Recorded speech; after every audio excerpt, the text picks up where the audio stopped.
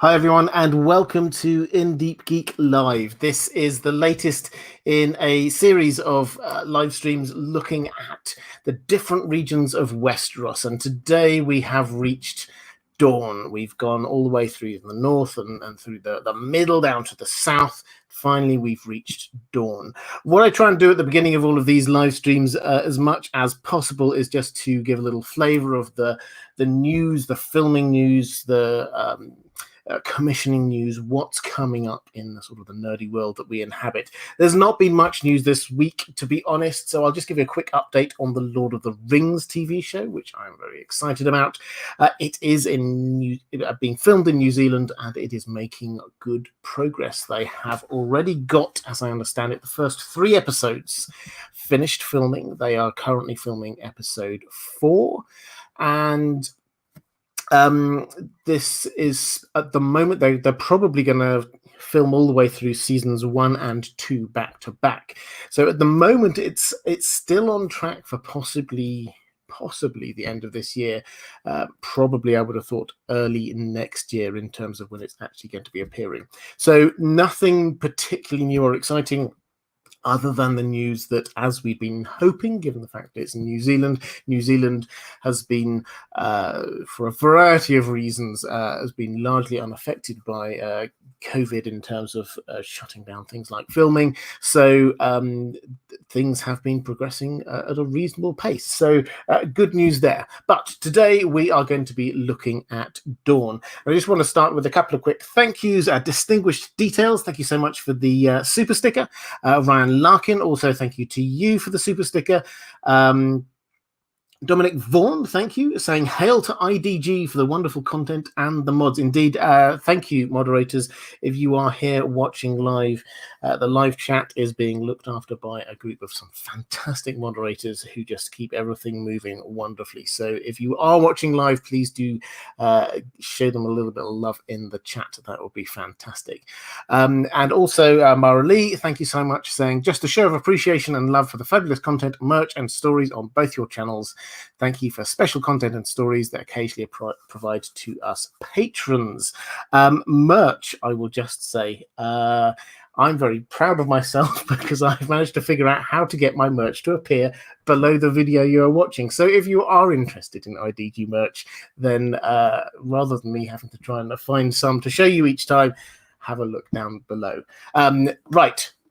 Adverts and things out of the way, let's get into Dorne. And I think we'll probably start with a question from one of my patrons, Sydney Rose, saying, hey, Robert and Dashing Dan, my dog, hope you're staying warm across the pond. Out of all of the real-world places and nations that inspired Martin in his world building, Dorne is one of the hardest for me to place. There seems to be some elements of Moorish Spain, but the desert climate resembles North Africa, perhaps Morocco. Where in the world is Dorne? Also, do purple-eyed Dornishmen have some Valyrian ancestry like citizens of Lys? Well, I'll answer the second bit first. So the purple-eyed Dornish, you're thinking particularly, I suspect, here about House Dane. George R. R. Martin has specifically addressed this point. People asking him, does this mean that the Danes are Valyrians? And he said no. Sometimes correlation does not equal causality. They just both happen to have genetic heritage that means that they have purplish eyes. Now, if you look around the fandom, you'll find various theories, not without merit, I have to say, that suggest that perhaps this is because both the Valyrians and House Dane can track their ancestry back even further than records go to perhaps the Great Empire of the Dawn or something. There's no specific evidence of that, I don't think, but it is definitely a possible theory. But the point is that George R. R. Martin says that no, they are not Valyrian. So that's that. But I wanted to answer this question from Sydney first because it gave me a chance to say what George R. R. Martin says about inspiration in his world, because I get asked quite a lot about,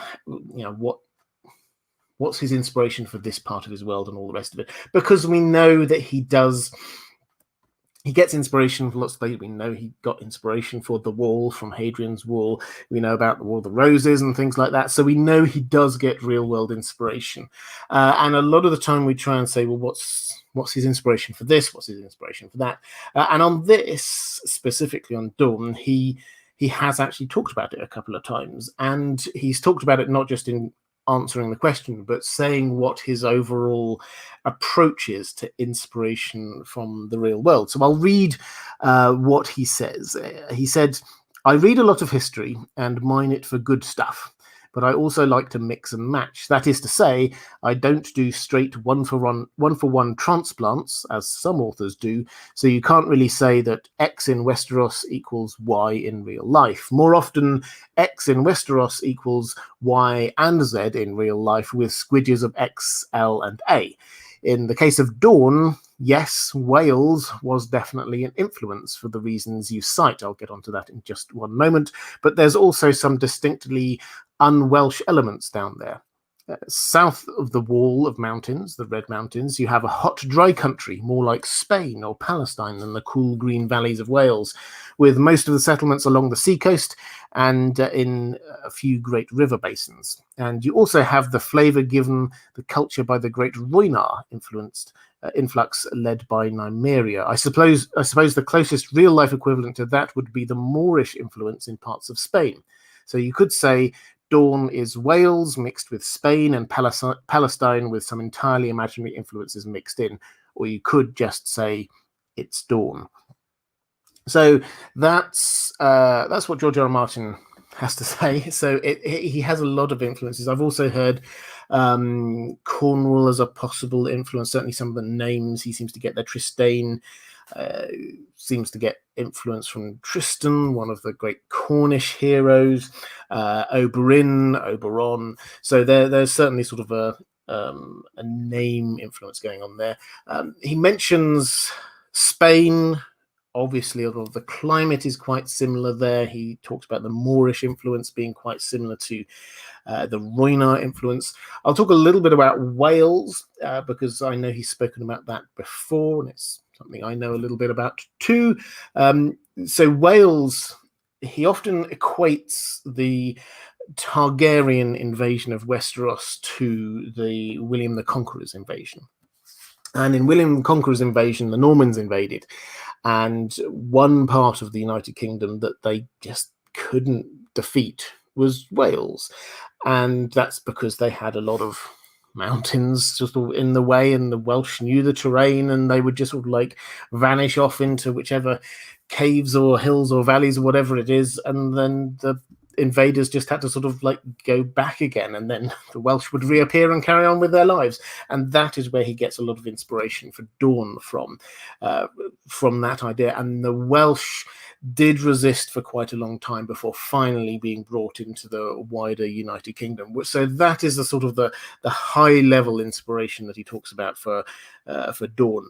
So obviously geographically it's closer to sort of the Spanish Moorish influence, but in terms of sort of the inspiration for the history, it comes more from Wales. So that's the overall picture we've got there.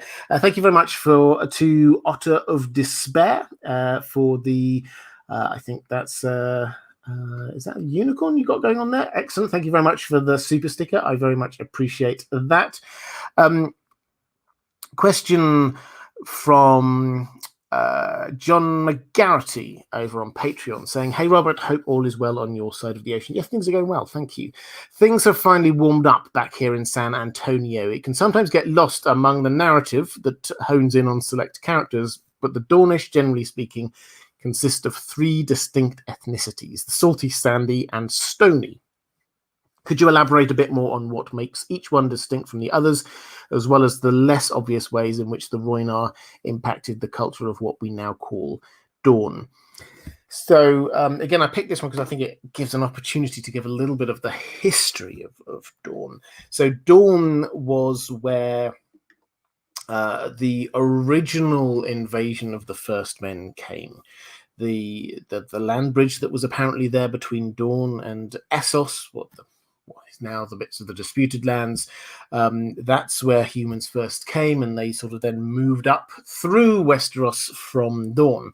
So what we had to start with were these first men.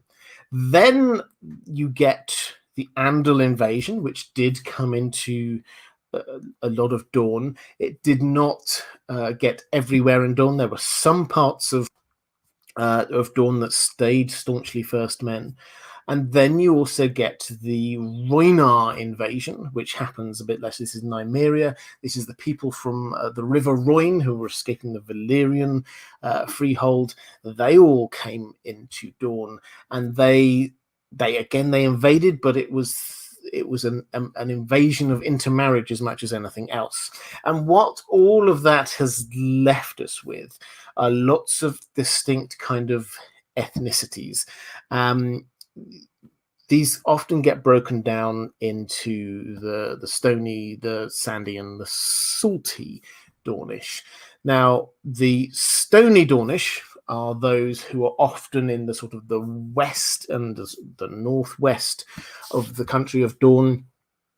These are more often ethnically first men or Andals, so they often have the more sort of Andalish features. They're sort of slightly fairer skinned, may have sort of brown hair, often have freckles, things like that. The Danes, I should probably just say at this point, are completely different to everyone else with their colouring, with their eyes, although they may well come from the time of the first men. They are a special case, House Dane. House Dane is a special case in many different ways, and so their ethnicity, although they sitting amongst the stony Dornish, they are not part of that. The sandy Dornish are those who have, for generations, centuries, millennia, lived in the sands, in the desert. Their complexion, as you might expect, is quite dark, and they have so they've got dark skin, quite weather-beaten features often. Then you get the salty Dornish, and the salty Dornish are more often they've got the influence of the Rhoynish, the Rhoynar who've come across, and they have what we probably think of as the sort of the Dornish looks. Now, when I say we probably think of it, in World, George R. R. Martin has even set it up that that's what people think Dornish people are like. Arya expresses surprise when she meets somebody who isn't looking Dorne, and this is actually Ned Dane, but doesn't look like she thinks Dornish people ought to look like. She thinks that they ought to have what we might think of more sort of Mediterranean feel, sort of more olive-coloured skin, straight dark hair, that kind of thing. So those are the three broad ethnicities. Now, the Rhoynish influence, you asked particularly what the Rhoynish influence is. That is what I suspect today we might call a slightly more socially liberal influence. Now, the one thing that people often come and notice is the inheritance law difference. So there is no male preference primogeniture going on in Dorne. The eldest inherits, and so you can be prince or princess of Dorne, being the ruler of Dorne. Similarly, you could be the head of a house in Dorne regardless of your gender. That's not an issue at all. There's also, with that, a slightly more liberal, or a lot more liberal approach to what in the north they would probably consider bastardy. So if you have paramours outside of your marriage, then that's okay. Everyone's completely fine about that. That's not a problem at all. And if you have children from them, they have the same rights, they have the same status pretty much as those who are born within wedlock. Now, this incidentally is the kind of thing that often gets forgotten when we try and think about what Elia Martell's a sort of stance might have been to Rhaegar potentially falling in love with Lyanna, maybe even having a child with Lyanna. She is Dornish. She is salty Dornish. To her, that's normal. That's just what happens. So although we read this story through the eyes, the vast majority of it, through the eyes of people who are from First Men and or extraction, that is not the worldview of the salty Dornish. So we shouldn't put that worldview on them. They're also a lot more liberal about things like homosexuality, stuff like that as well. So if you imagine it as a lot more sort of an open society, that is the influence that has come in. Now, this has huge amounts of implications for lots of different things. I've already talked about Emilia, but also we get the Sand Snakes, who we'll be talking about a lot more in a moment. These are Oberyn's children. They're not his children from within a marriage, but they are considered within that culture to be of the same, effectively the same social standing as if they were children born within marriage. So there's a completely different approach going on in Dorne. And George R. R. Martin, he does it quite subtly, but he does play with this idea that people, it's not just that they misunderstand and playing it for jokes, it's just that they simply do not know and get what goes on in Dorne, because Dorne is still geographically cut off from most of the rest of the Seven Kingdoms. So when you get, and we'll get this, I suspect, in the Winds of Winter, when you get the Dornish sending what the Lannisters would consider a bastard child to take up a seat on the council, that to them might seem to be a bit of a slight, but the Dornish, not at all. This is actually just a normal thing. Mara Lee, thank you so much for the... hi, Mara. Didn't know you were watching. Thank you so much for the super sticker. I hugely appreciate that. That's... saying thanks. Oh, 2 super stickers. Thanks very much. Saying number 1, and thanks for being you. Thank you, Mara. I do appreciate it. Naima or Nima Parse saying thanks for your content, has gotten me through this pandemic. I'm very pleased to hear that. That's it makes me very happy to know that what I do here has played its small part in keeping people sane and moving forward. Sydney Rose saying, thanks for answering my question on Patreon. You're very welcome. This is something for all patrons. If you're a patron of Deep Geek, then your questions will always get priority. I will try my best to answer all of them. There's a link. If you are interested in becoming a patron, there's a link down in the description. Dorne is a great example of how multicultural not only our fantasy landscapes can be, but also how multicultural our real world often was through history. Yeah, absolutely. So George R. R. Martin is trying to show, I think, the fact that there is a multicultural element to the Seven Kingdoms that perhaps often gets overlooked. Andrew K just picking up, saying, speaking of Elia, what do you think she would have made of Rhaenys being her eldest child? Would she have pushed for her to be Rhaegar's heir? I suspect not. I suspect that she understood that if she was going to be marrying into a family that had male preference primogeniture, then it would be the eldest male who inherited. I suspect that she understood that. I don't think she would be particularly pushing for that. But George R. R. Martin does pick up on this a little bit. There is the plot, which again we will come on to. There's the plot to get Marcela Baratheon onto the throne, as she is older than Tommen, and that is a Dornish plot based on the idea that in Dorne it doesn't, gender does not matter in terms of inheritance. So clearly there's this idea there, but I don't think it really matters. It would have mattered to Elia. At least I don't think it would have been an issue that she'd have been willing to sort of start a fight over. Randan T8, thank you so much for the super sticker. That's just a thumbs up. Thank you. And Monotonous Pleb saying, do you see any Dornish story arc with a happy ending? Do I see? I mean, that's a hard question. It's hard to see many stories in this ending with a happy ending.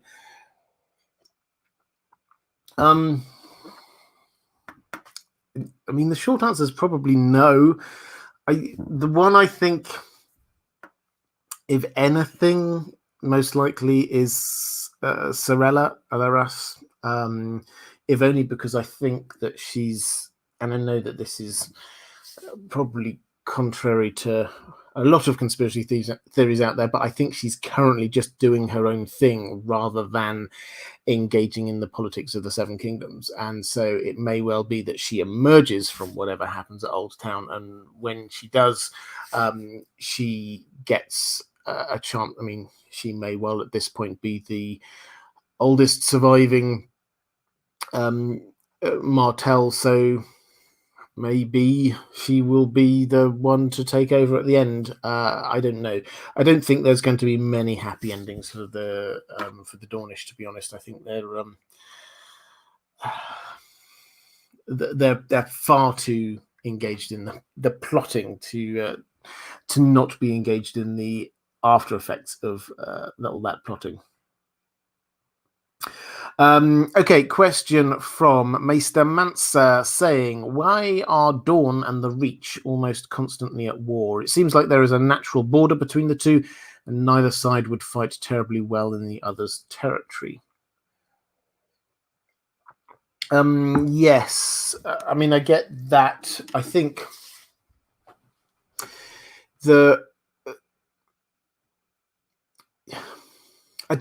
first of all, I don't think that historically there have been more wars there than there have been in other places. I think if you look around the Riverlands or in the north, leading up to the Starks being in control of it all, then there were plenty of wars going on. What you have got is you've got two rival and different groups next to each other, and that will always over time lead to some friction between them. Now, in terms of your point about that neither would be particularly effective on the other's ground, I think that's entirely true. But there is what the area that's called the Dornish Marches, which is basically the sort of the area between them. So it's not the mountains, it's not the desert, it's also not the lush land of the Reach. It's this sort of rolling hilly land, which sort of suits them both. So that is where most of the sort of the fighting has gone on. You get the Marcher Lords, who are the people who are sort of I'd say in charge of it, but they're also there specifically commissioned to be making sure that the Dornish don't cause too much trouble. Whenever they have tried to move over, either side have tried to sort of get over the border and do something, then yes, they don't tend to fare very well, which is why the natural border of the mountains, the Red Mountains, has pretty much stuck for a long time. There are only two main routes in, being the Boneway and the Prince's Pass, and the Prince's Pass is the only one that's the large thoroughfare. So if you're going to invade, then it's through that way. And the fact that both sides know where that gap is means that actually most battles will happen somewhere around or near that. But it's purely proximity is what I'm trying to say. And I don't think that there's more, even though we hear about it more. I think that us hearing about it more is more to do with the fact that this is closer to the places that record the history, like King's Landing and Old Town, rather than the amount of wars that happen all the way up in the north or something like that. So I think that's the reason. I think it's more reporting rather than frequency of wars. Question from Maester Mansa saying, does Dorne have a formidable navy? It seems like they should, based on the history, geography, need for maintaining safe trade routes, etc., but I don't recall hearing about one. I guess that they lack sufficient lumber to make ships, but they could always buy them from elsewhere. Yeah, so this is an interesting one. The short answer is no, they do not have a huge navy. There are three big navies we read about. There's the Iron Fleet, there's the Red Wine Fleet, and there's the Royal Fleet.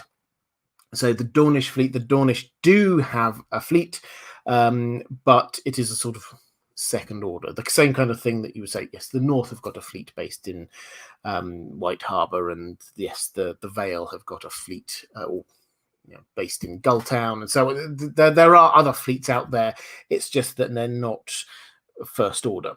So why don't they? Particularly, it has to be said, given the fact that they have a seafaring part of their heritage with the Roynish who've come across, but Nymeria burnt all their boats when they came across. This was a deliberate thing, so that they said, this is now our home. Burn the boats, can't go back anymore.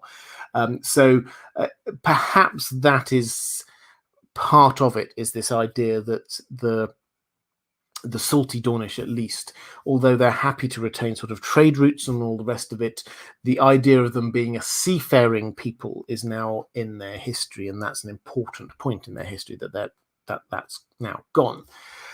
So I like the point you're making about the fact that they don't have huge amounts of trees. I think that's entirely true. They have enough trees to make boats if they want to. They've got Planky Town, which is this fantastic. It's a trading port, but it's basically it's all wooden. It's on the sort of the delta of the river, and boats all pull up side by side and more next to each other, creating this sort of like town of sort of planks and boats and all the rest of it, barges that people can walk across. So there is a boating culture, but it's more based on the sort of the green water, the river, and a lot of rivers that sort of run in and through Dorne. So internally, yes, lots of boats. Externally, not so much. Dominic Vaughan question saying, does Arthur Dane deserve his heroic reputation? Arguably a Jobsworth who was party to rape / physical abuse. What's your take on the Sword of the Morning? Yeah, I've got a question on Arthur Dane in a moment, which is sort of along similar lines. He undeniably deserves his reputation as a fighter. I think that everything we hear about him, Jamie talks about him in the most glowing of terms, and Jamie himself is obviously a great fighter, so he knows what he was looking at. So I think undeniably as a fighter, he did deserve the reputation. He also won at least one tourney. And he is a Jobsworth. If you have seen my video on why did they fight at the Tower of Joy, I think that is the main reason, simply that the Kingsguard were Jobsworths. They were told to defend the tower, so that's what they were going to do. They followed it, even when the orders that they were given seemed to go against all morals. They followed them anyway because they thought that was the higher calling. Now, why did he get his rep? His rep was, as much as anything, if you're in the Kingsguard, that gives you this extra kind of level of reputation. The moment you're in the Kingsguard, whether or not you are one of the 7 greatest fighters in the kingdom, that's what you theoretically are, is that you are there and being held up above everybody else. So that's where a lot of the reputation goes. Undeniably, he was a great fighter. I think he had his own honor code, but perhaps we would not judge him as kindly as he would himself. Let's put it that way. Jibbadol saying, hi, Robert, greetings from Holland. Hello. Can you talk a little bit about Ned and Alison Dane situation? Also, what will your next streams be about? I assume you're meaning a Shara Dane situation. What will your next streams be about? I'm going to carry on doing... and thank you for asking this, actually, because I asked my $10 patrons what I should be doing. This is one of the perks at the $10 level, patron level, is that you get a chance to influence what I do in the future.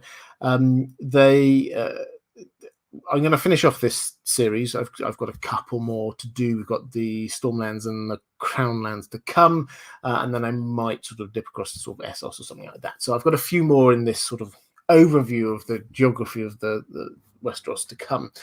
After that, my patrons were keen for me to carry on doing sort of deep dives into the world of Ice and Fire. So we will definitely carry on doing that. There was also quite a bit of interest in doing some perhaps occasional Lord of the Rings live streams. So I will be doing some of them coming up, probably not for the next couple of months, but certainly as we're moving towards the TV show, then I will do a few perhaps more introductory ones to start with, just to sort of get everyone up to speed, because for those who don't know, the Lord of the Rings TV show is not just the Lord of the Rings, the story that we all know and love. This is set in the Second Age, and so maybe a little bit of an explanation about what the Second Age is, what we might expect, which characters are alive that we know. There are a few characters, obviously, that will be alive, that were alive in the Lord of the Rings, that were also alive back in the Second Age. So that kind of thing. And what I'm hoping to do, maybe as a live stream or maybe just as some pre-records, is a few of the conversations. I used to do this quite a lot, but a few conversations with other creators or perhaps with experts in certain fields, just getting into the detail of certain things. So that's what's coming up in terms of the live streams. In terms of Ned and Ashara, my general take, and I think this is a sort of a political point that people often miss, is that what was going on at Turning at Harrenhal is that people often pick up the fact that Ned danced with Ashara, and they see this as being some hint that Ned and Ashara got together or something. That's not what dancing with somebody was about in those kinds of things. It was a political thing as much as anything else. Imagine your Regency ball dance. You may dance with somebody because you fancy them, but you may also dance with them because you wish to talk politics with them or something along those lines. So what happened there was Ned did not ask her to dance. Brandon made Ned dance with her. That's what happened. So Brandon was effectively the representative of House Stark at the time. And what we know about House Stark at the time was it was actively trying to get connections into the wider Seven Kingdoms. So Brandon himself was, at that time, he was engaged to Catelyn Tully. So that would have tied them in with the Riverlands. Ned had been fostered by the Arryns alongside Robert Baratheon, so there was that there. There's every indication that perhaps Lyanna was being lined up she certainly seemed to stay down in the Riverlands. Perhaps she was there sort of not quite being fostered, but staying down there for those same reasons. And then you have to ask, who is it, if you were going to carry on with this idea, who is it that Ned, the second son of House Stark, who should he be looking to be marrying? Who is it that perhaps would be a politically advantageous marriage? Now, probably the top tier of families, that's probably out. To be honest, most of the women at his sort of age in those top tier houses were already spoken for. So where else should they be? Probably the next tier of house down. The sort of, the ones up in the north, the Boltons are very, very important. And you get down, if you're looking in the Reach, then maybe like the Hightowers or someone like that. Who is it, the sort of the next tier down? And one of the houses that's next to tier down in Dorne is House Dane, and at that time their star was very much on the rise.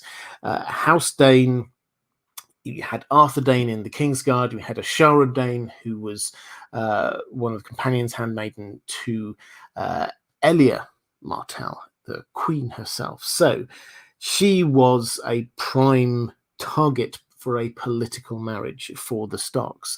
And so Brandon will have seen this as an opportunity to get Ned potentially together with her. That does not mean that they got together. That simply means that an introduction was made at that time. So I think that's what happened. But all the hints, and I'm not going to go all the way down my Howland and Ashara logic. You can watch my video on that if you're interested, but all of the hints are that actually Ashara ended up with Howland Reed, not Ned. Now, what that means is that by the time Ned next meets up with Ashara, he will know her because he's met her, but she is in love with Howland. And House Dane, from the 2 years earlier, its star was really in the ascendancy. Now it is not at all. They were seen as the closest ally to Rhaegar, and all of the closest allies to Rhaegar were either killed or exiled. So they had to be very, very careful. Already we've had one of them, Arthur Dane, had died. What about Ashara? Ashara was far too close to the action. She also had to die. Hence the plan. This is what I think fits all of the evidence we've got, is the faked death and then allowing her and to go off with Howland and marry Howland. And that allows Ned to suddenly become the hero in House Dane's eyes, because not only did he prevent the full story of the extent of their support of Rhaegar at the Tower of Joy from coming into view and therefore potentially ending the entire house, but also meant that Ashara, far from having to be killed or exiled, could marry the person that she loves because Ned is Howland's liege lord. That, I think, would indeed make her someone who is make him someone who they could name their eldest son after. So that's my sort of top take on all of that. Question from Lee Roberts saying, hi, Robert. Hope you're doing well. My question is about the letter Nymor Martell wrote to Aegon the Conqueror that ended the First Dornish War. What do you think the letter contained? Thanks for everything. You're very welcome. Okay, so this is the letter. It's written about in Fire and Blood. I did a video on it when we were when shortly after Fire and Blood came out. The broad situation is that after the invasion of the Seven Kingdoms, then you get Dorne resisting. And they resisted for a very long time. And there was a huge amount of very bloody wars, basically, which happened. And as a part of that, we get Rhaenys gets shot down. And she disappears, presumed dead. Her dragon gets killed. Now, the wars carry on, but then eventually the princess of Dorne dies, the Yellow Toad. She's known as, and then a new ruler, a new Prince of Dorne comes, and he seems to want peace. So he sends his daughter with what seems to be a peace offering, the head of the shot down dragon, the skull, and a letter. And the letter Aegon I opens. He doesn't tell it. We never read the letter. We don't see what's in the letter. We read that his hand gripped the Iron Throne so tight that blood dripped from it afterwards. He didn't say anything. He got onto Valyrian. He flew to Dragonstone. He came back the next day, and he agreed to peace. He agreed to an end to hostilities. Now, at a very high level, there are only two possible things that could be in that. Either a threat or some kind of peace offering. Now, most of the people who suggest this is some kind of threat.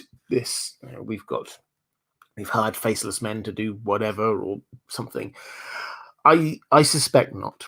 I suspect that all the evidence we've got is that afterwards Aegon actually got on with the new Prince of Dorne, and he didn't try and restart hostilities. He actually seemed to respect what was going on there, which seems to me that this wasn't a threat. This was a peace offering, something which allowed him to grieve and get over the loss of his sister. So what could that be? Well, I think the thematic hint is the fact that her dragon's head was brought back. And that is symbolically quite important. What I think happened was that the letter said something along the lines of, so Prince Nymore says something along the lines of, okay, yes, your sister was shot down, and she did survive, and this is all not when I was not in control, and maybe he would say even she was tortured, but he has taken the body and he has returned it to Dragonstone for a proper Targaryen burial. And probably alongside that, he says, I have brought to justice those who did all these horrible things. That, for me, it gives a reason for Aegon to go to Dragonstone. It gives him the peace that when he comes back, he feels that he no longer has to get vengeance. And it kind of explains how he can then actually quite like Nymore afterwards. None of that fits if it was any kind of a threat. It only fits if somehow Dorne has made some sort of amends. So that's what it is. There might be some differences there, but I think the hint with the returned dragon's head all kind of fits in with this.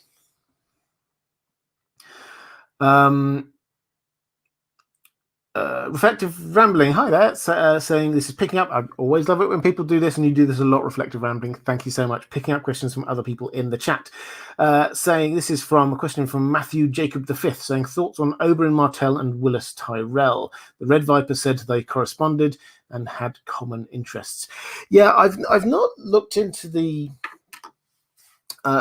whether this has got any plot implications or not, which I will happily do, and I will make a note of to come back. And if I do think of a particular plot implication, then I will come back on it. Yesterday, incidentally, last week I was asked about House Florent, and I took a pass on that one. And if you stay to the end of this live stream, I will give you my thoughts on House Florent. Something I always try and do. Sometimes I have a little bit of a brain malfunction, and I forget stuff. Always try and come back next week. But here, so the issue here is that they had a duel, and Oberyn won basically, and Willis Tyrell is injured now. He is now effectively the heir to the Tyrell, so he's the heir to Highgarden. Now, the fact that they corresponded and they got on. When I say I've not thought my way through if there's a future plot implication of this, because I think that the important point here is actually what this tells us about the character, because this is the whole point about Oberyn himself could come across, but for a few random instances, as being just this hot-headed, vengeful character, and that's not who he is. He's actually a very well-rounded character who is actually very loving and caring, and I think what George R. R. Martin is trying to show us is that it's the love and care which drove Oberyn rather than any feeling of vengeance.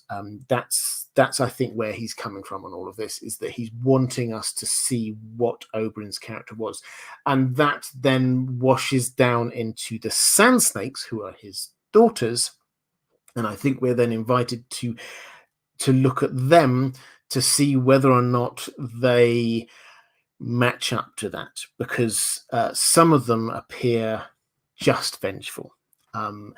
whereas Oberyn appeared to be slightly more nuanced in his approach. Totesbracken Leben Lenga, hi there, saying, hi Robert, can't really watch today sadly, hope you're having a fun stream. Thank you, I am, it's really good so far. I love Dorne, but I should probably say it's a really fun place to talk about. It's because it's culturally different from the rest of Westeros. Random question, is there a specific person the Dornishman's wife is supposed to be? A little strange since most Dornish maybe wouldn't mind. Again, I don't think so on this one. I think it's just a song. I wish it were more. I will come back if on research something crops up, then I will happily say. But I think this is just a song which is trying to show us not just a little bit about, the kind of bawdy humor, but also about the character of the Dornish and the way that the outside world sees them. So where I said a little bit earlier in the stream, what the rest of Westeros views the Dornish as being like is just immoral, just lustful, huge amounts of things like that. So these kinds of things get captured. George R. Martin's entirely right. They get captured in popular songs. And so that is where we're, that is what is happening there. Totesbracken Leben Langer, again, picking up something for someone else. Thank you so much. Saying, for emergency critic hologram, what power does the Faith of the Seven hold in Dorne? Most Dornish culture seems to contradict it. Yes, not much. So in the sort of the south and the east and the central areas, which is where the salty Dornish and the sandy Dornish are, pretty much none at all. So the Faith of the Seven basically is where the Andal invasion took hold. Now there are some parts of the stony Dornish that do have Andal heritage that have sort of clung onto it. So, I mean, I can't off the top of my head, maybe somewhere like House Fowler or like somewhere like that, they do, but it's the places that are sort of on the Red Mountains and sort of facing outwards rather than those who have got the Roynish influence. So the short answer is not much at all.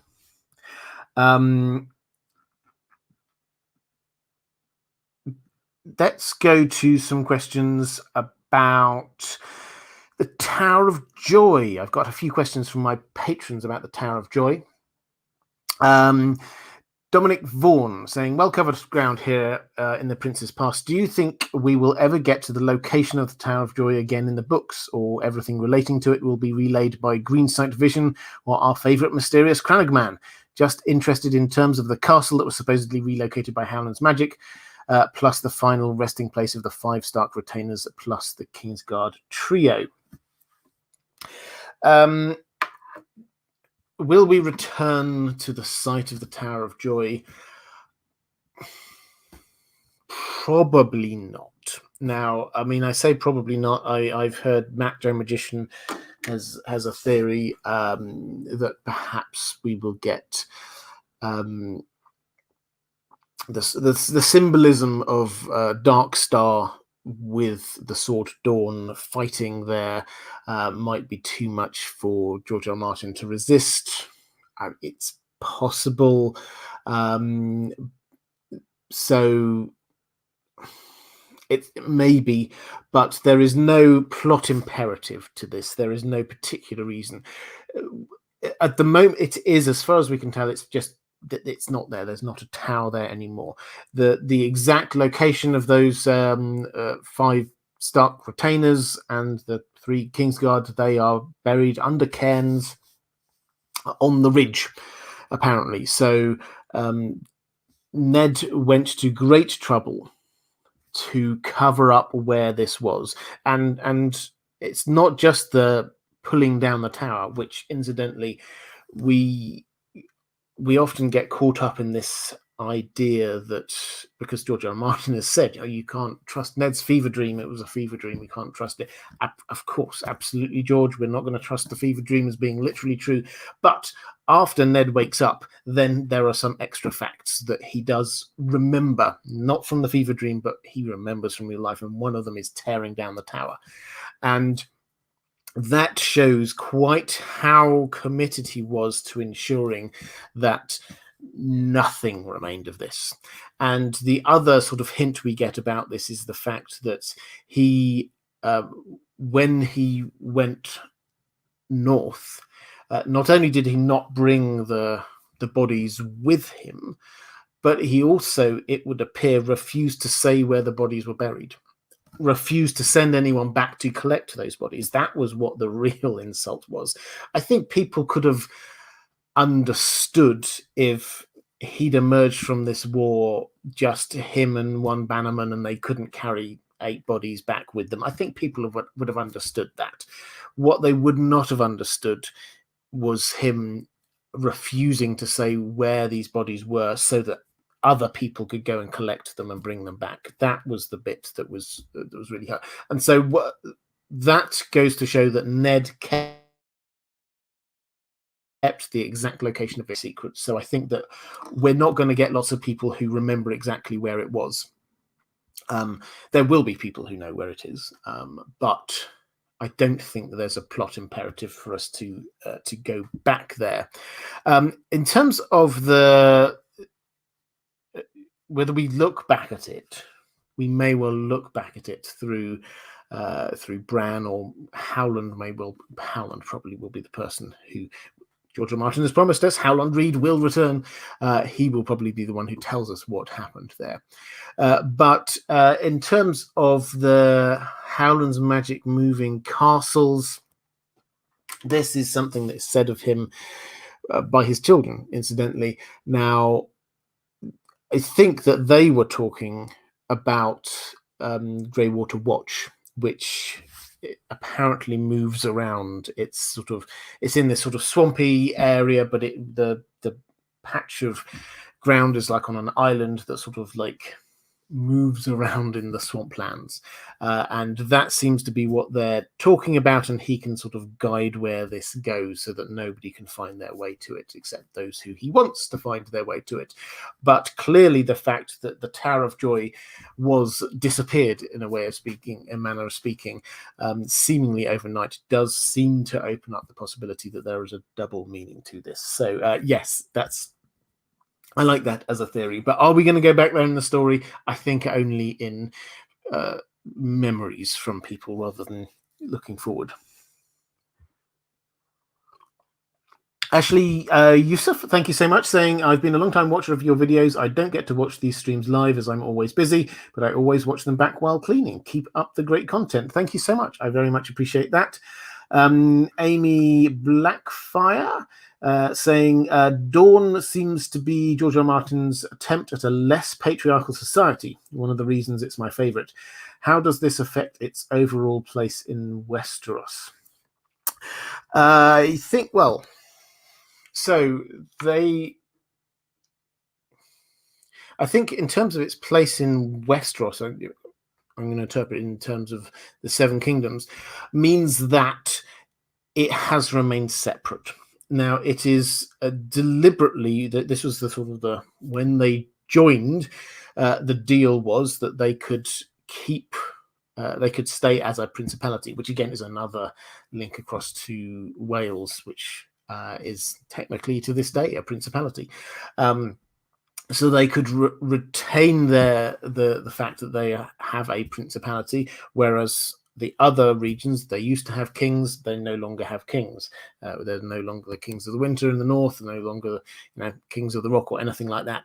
But there they could retain their royal titles, and they were allowed to retain their their customs, and it would appear their own laws, not just their customs and ways of living, but their own laws. So whereas Jaehaerys seems to go into this great effort with Septon Bath to kind of try and bring all the laws of the Seven Kingdoms together to a greater or lesser extent so that there was a common code of law across the Seven Kingdoms. Dorne arrived later than that, and they seem to be allowed to keep their own customs and laws. So in terms of what you're saying with the being one of the least patriarchal societies, I think that this has been one of those things that means that they've kept separate for most of the time. Dorne seemed to be very clearly trying to, after they'd joined the Seven Kingdoms, trying to marry in with the Targaryens. That seemed to be a very strong plan, but not so much with other people. that wasn't the Dornish as a whole still stayed largely as they were and separate. So did it affect to a degree? I also, I mean, if you want another sort of slight hint to Houndan and Ashara getting together, when you get Mira and Jojen being introduced to Bran, it is very clear that Mira is the senior.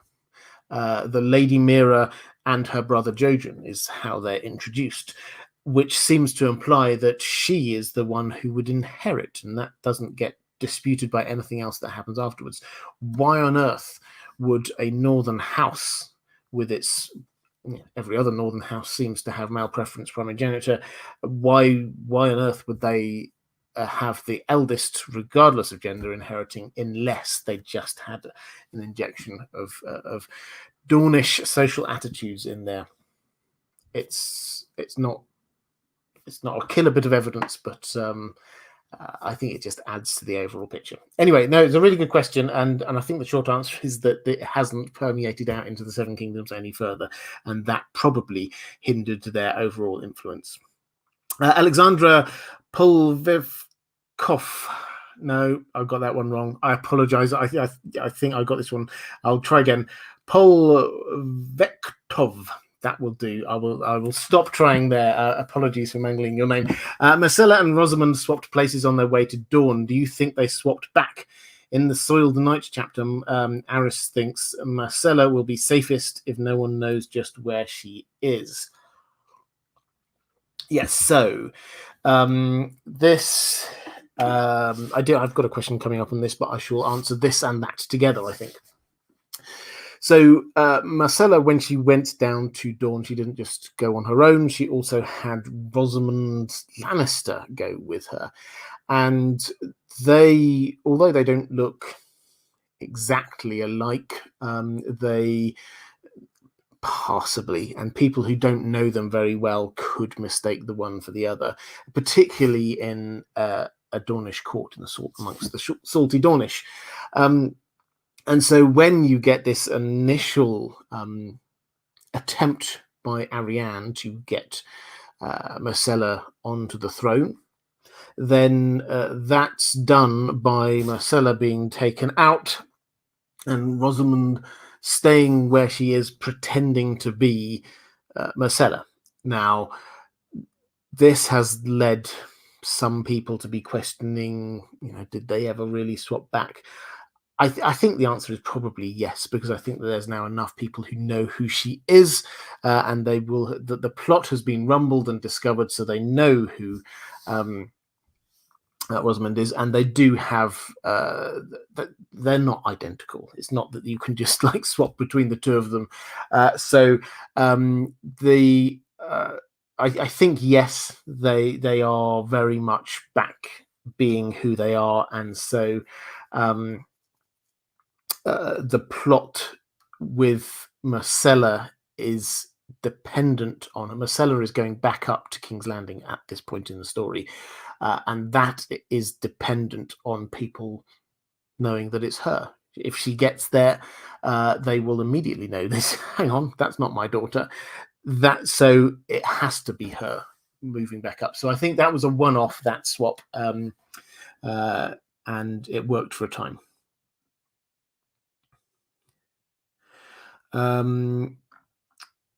Question from Cloaked One saying, for Charlie Allsworth, thank you so much, Cloaked One, for picking up on this question, saying, I was wondering if you could explain what magical history or practices Dorne has.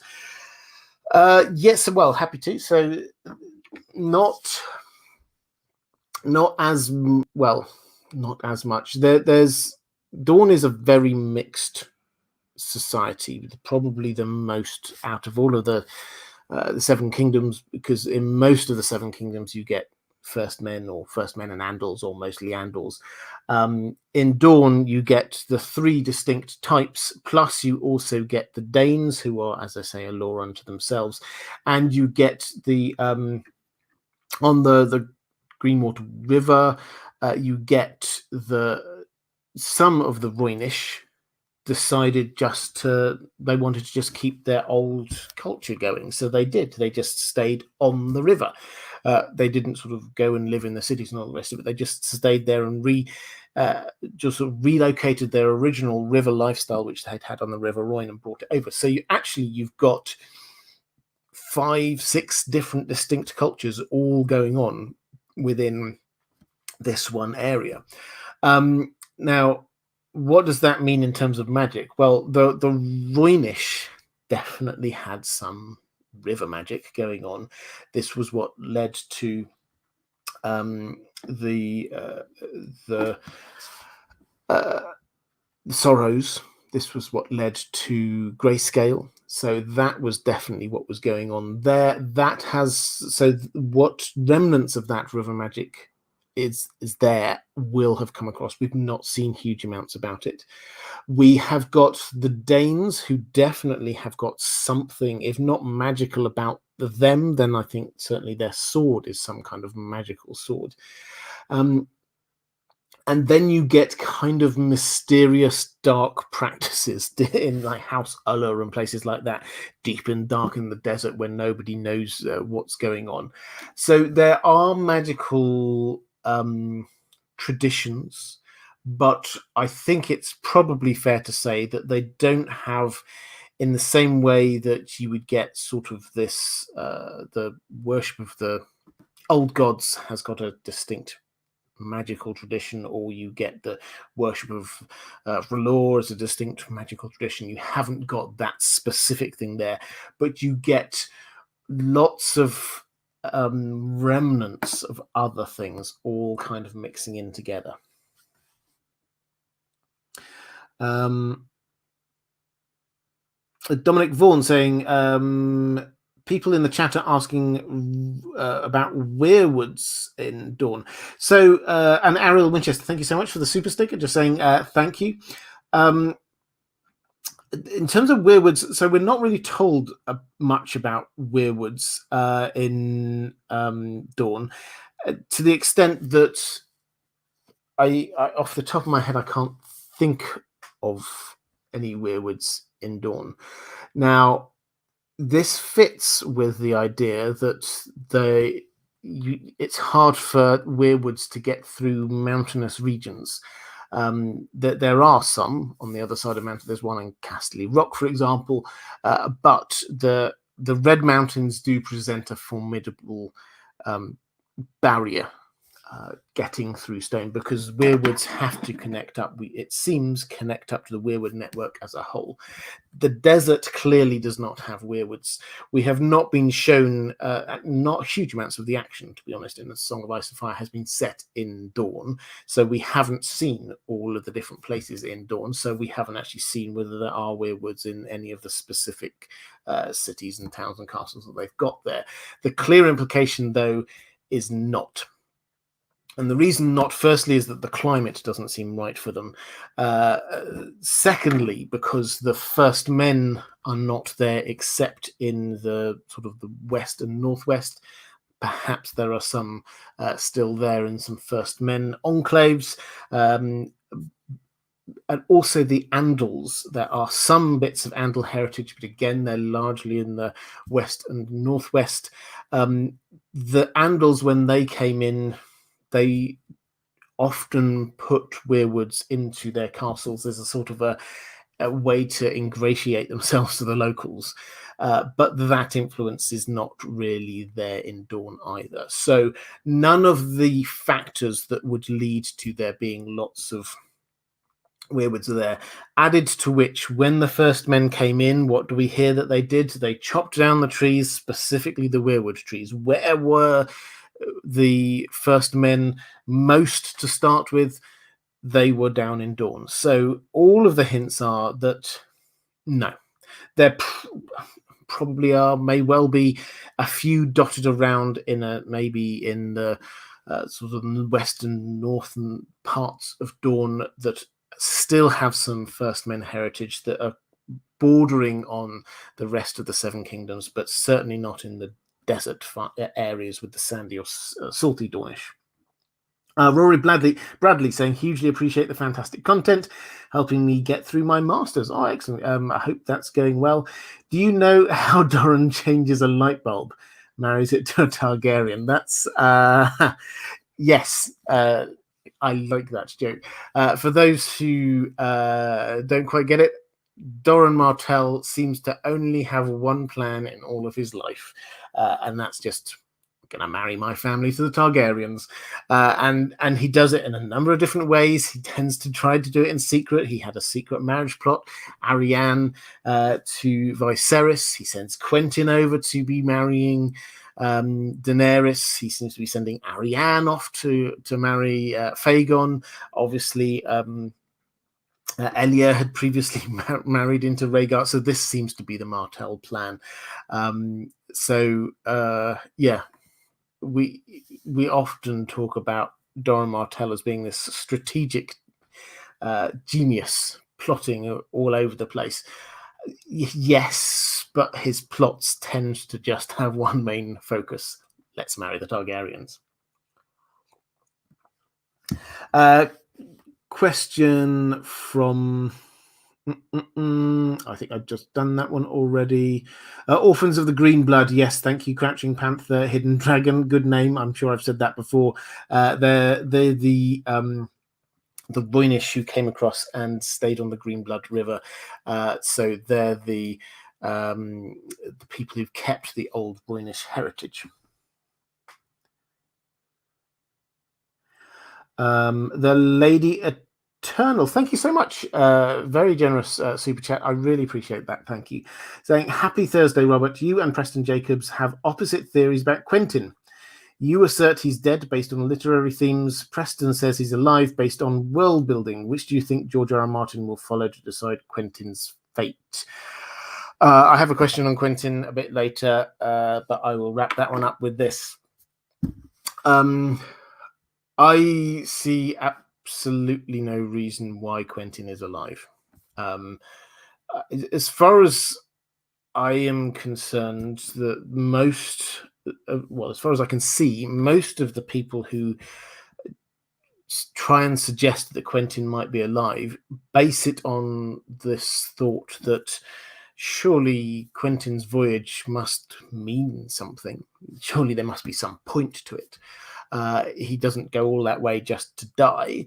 But I think, for me, that misses the point that the point of him going was to die. That is the plot point, is that his death is going to have lots of huge implications, particularly for the Dornish plot, because his bones are going to be sent back. Aston Selmy's already said he's sending back his bones. His bones are going to be sent back, and what's going to happen is that the bones are going to go back to Doran Martell with a letter that said, here are your son's bones. Daenerys' dragons killed him. And Daenerys herself, by the way, she rejected his marriage proposal and now she's disappeared. That's what the letter's going to say. What is Doran going to do off the back of that? He's not going to try and pitch his support behind Daenerys, is he? He's going to then pitch his support behind Fagon. So that is the important point that is happening there. In terms of the actual evidence that we have before us, we know that he went in, he tried to tame the dragons, he turned and got burned by the dragons. We know that happened. We know that his two friends then sort of effectively ran off screaming, and his body was discovered.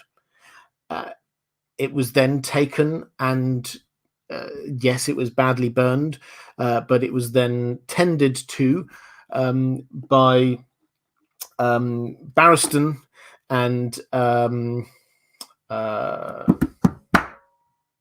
her name now.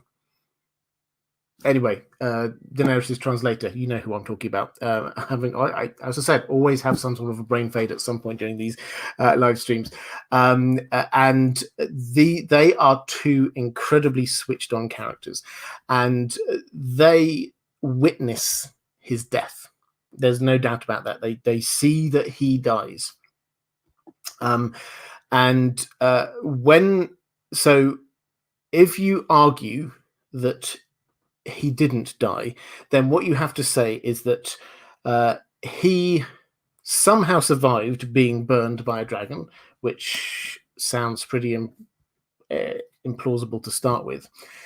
Then, thinking on their feet in the very short amount of time that they had, his friends managed to smuggle him out.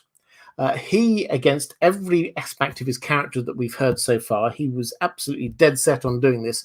He then accepted this and has moved on and said, you know what, I'm not going to do that. I am going to go back to my father and say that I failed. That is absolutely against his character. But regardless, they did that, and they found someone who was the exact size and shape of Quentyn, dressed in rough, and got this person charred and burned as Quentyn was before, and then they have managed to escape out of the plot, not to be seen again. This has got implausible thing on top of implausible thing on top of implausible thing. When the most Occam's razor says the most obvious thing is usually right in this, and in this instance, he was burnt by a dragon and he died, and we have very, very reliable witnesses who saw him die. He even whispered things. He even talked while he was in this period as a body, and so actually they seem to. You have to believe that whoever who was doing this talking somehow did it in a Dornish accent. So no, it doesn't add up. Nothing adds up about the fact that he's alive, I'm afraid. Which it isn't to say that his death is pointless. His death is the point. Rendan TH saying, do you think Qyburn is in league with Dorne? He is there for many deaths of the enemies of House Martell, Emily Lorch, Gregor, maybe Tywin. It's an interesting thought, but Gregor is also there for the death of Oberyn.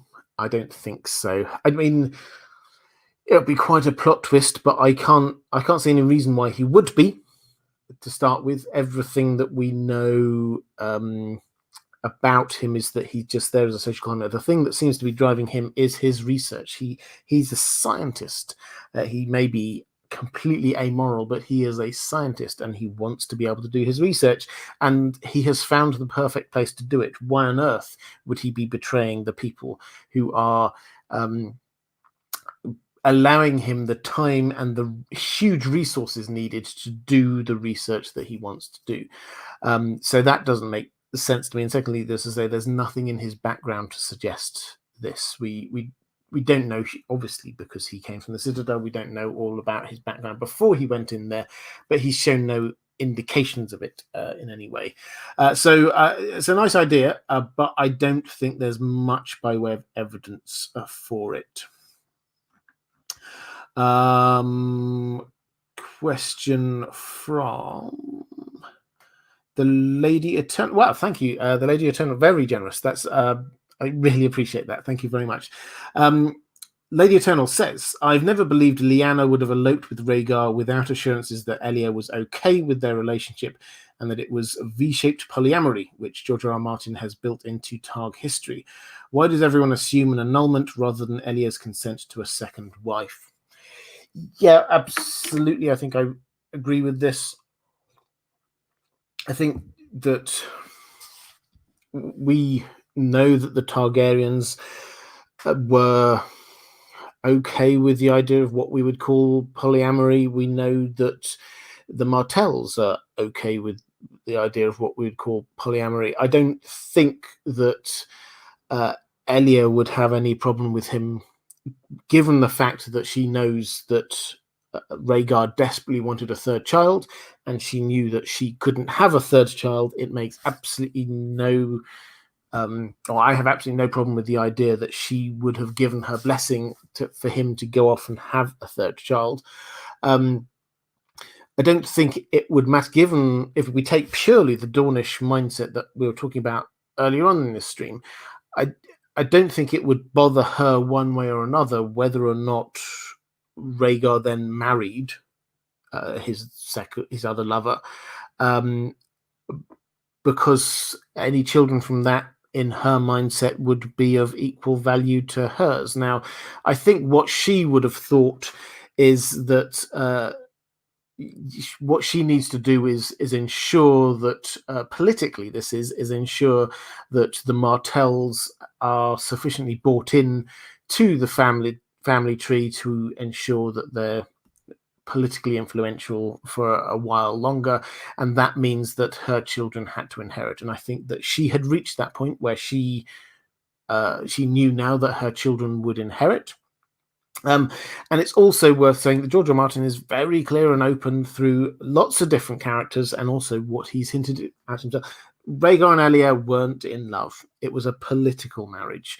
So they were fond of one another. Barristan talks about this as they were fond of one another. They liked each other. They got on really well.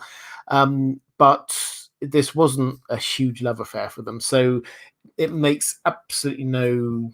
to me, it just makes absolute sense that this was consensual, understood. We're told at the tourney at Harrenhal when Rhaegar gives the crown of winter roses to Lyanna, which I think was for a number of reasons, incidentally, not just because he thought she was attractive or whatever. But we read about people being angry. We read about Brandon being angry. Robert Baratheon was obviously angry. We don't read about Elia being angry. And yes, maybe we just aren't told about it, but you would have thought someone would have noted her reaction. And if she was fuming afterwards, somebody would have noted that too. So, yeah, I think I'm with you on this one. That the fact that George R. R. Martin, as you say, has built into Targaryen history and Martell history the idea that polyamorous relationships are good and fine for them, that just makes sense character-wise. I think that's me caught up in the chat. Let's go to a few more questions about the Tower of Joy. Jazz Singh saying, "Hi Robert, hope you're well. How do you think Ned found out that Lyanna was in the Tower of Joy? Many thanks." Right, so there's a couple of layers to this. I think the first thing I say is this wasn't as big a secret as we sometimes think it was. That when you start adding up the people who had to know about this, it starts getting significant. So yes, you've got Rhaegar, you've got Lyanna, you've got 3 members of the Kingsguard. Did the members of the Kingsguard come with their retinues? Possibly they had retinues with them. Would Lyanna have had someone there, a maester or a wet nurse or someone to help with the birth? Absolutely. There's no way Rhaegar would have allowed his child to be born without there being at least a maester there. So a maester knew somebody. They were there for months. Somebody would have to be in charge of provisions. That almost certainly was going to be House Dane. So people will be ferrying provisions to and fro. This was on a watchtower on the Prince's Pass, which was the main thoroughfare from between Dorne and the rest of the Seven Kingdoms.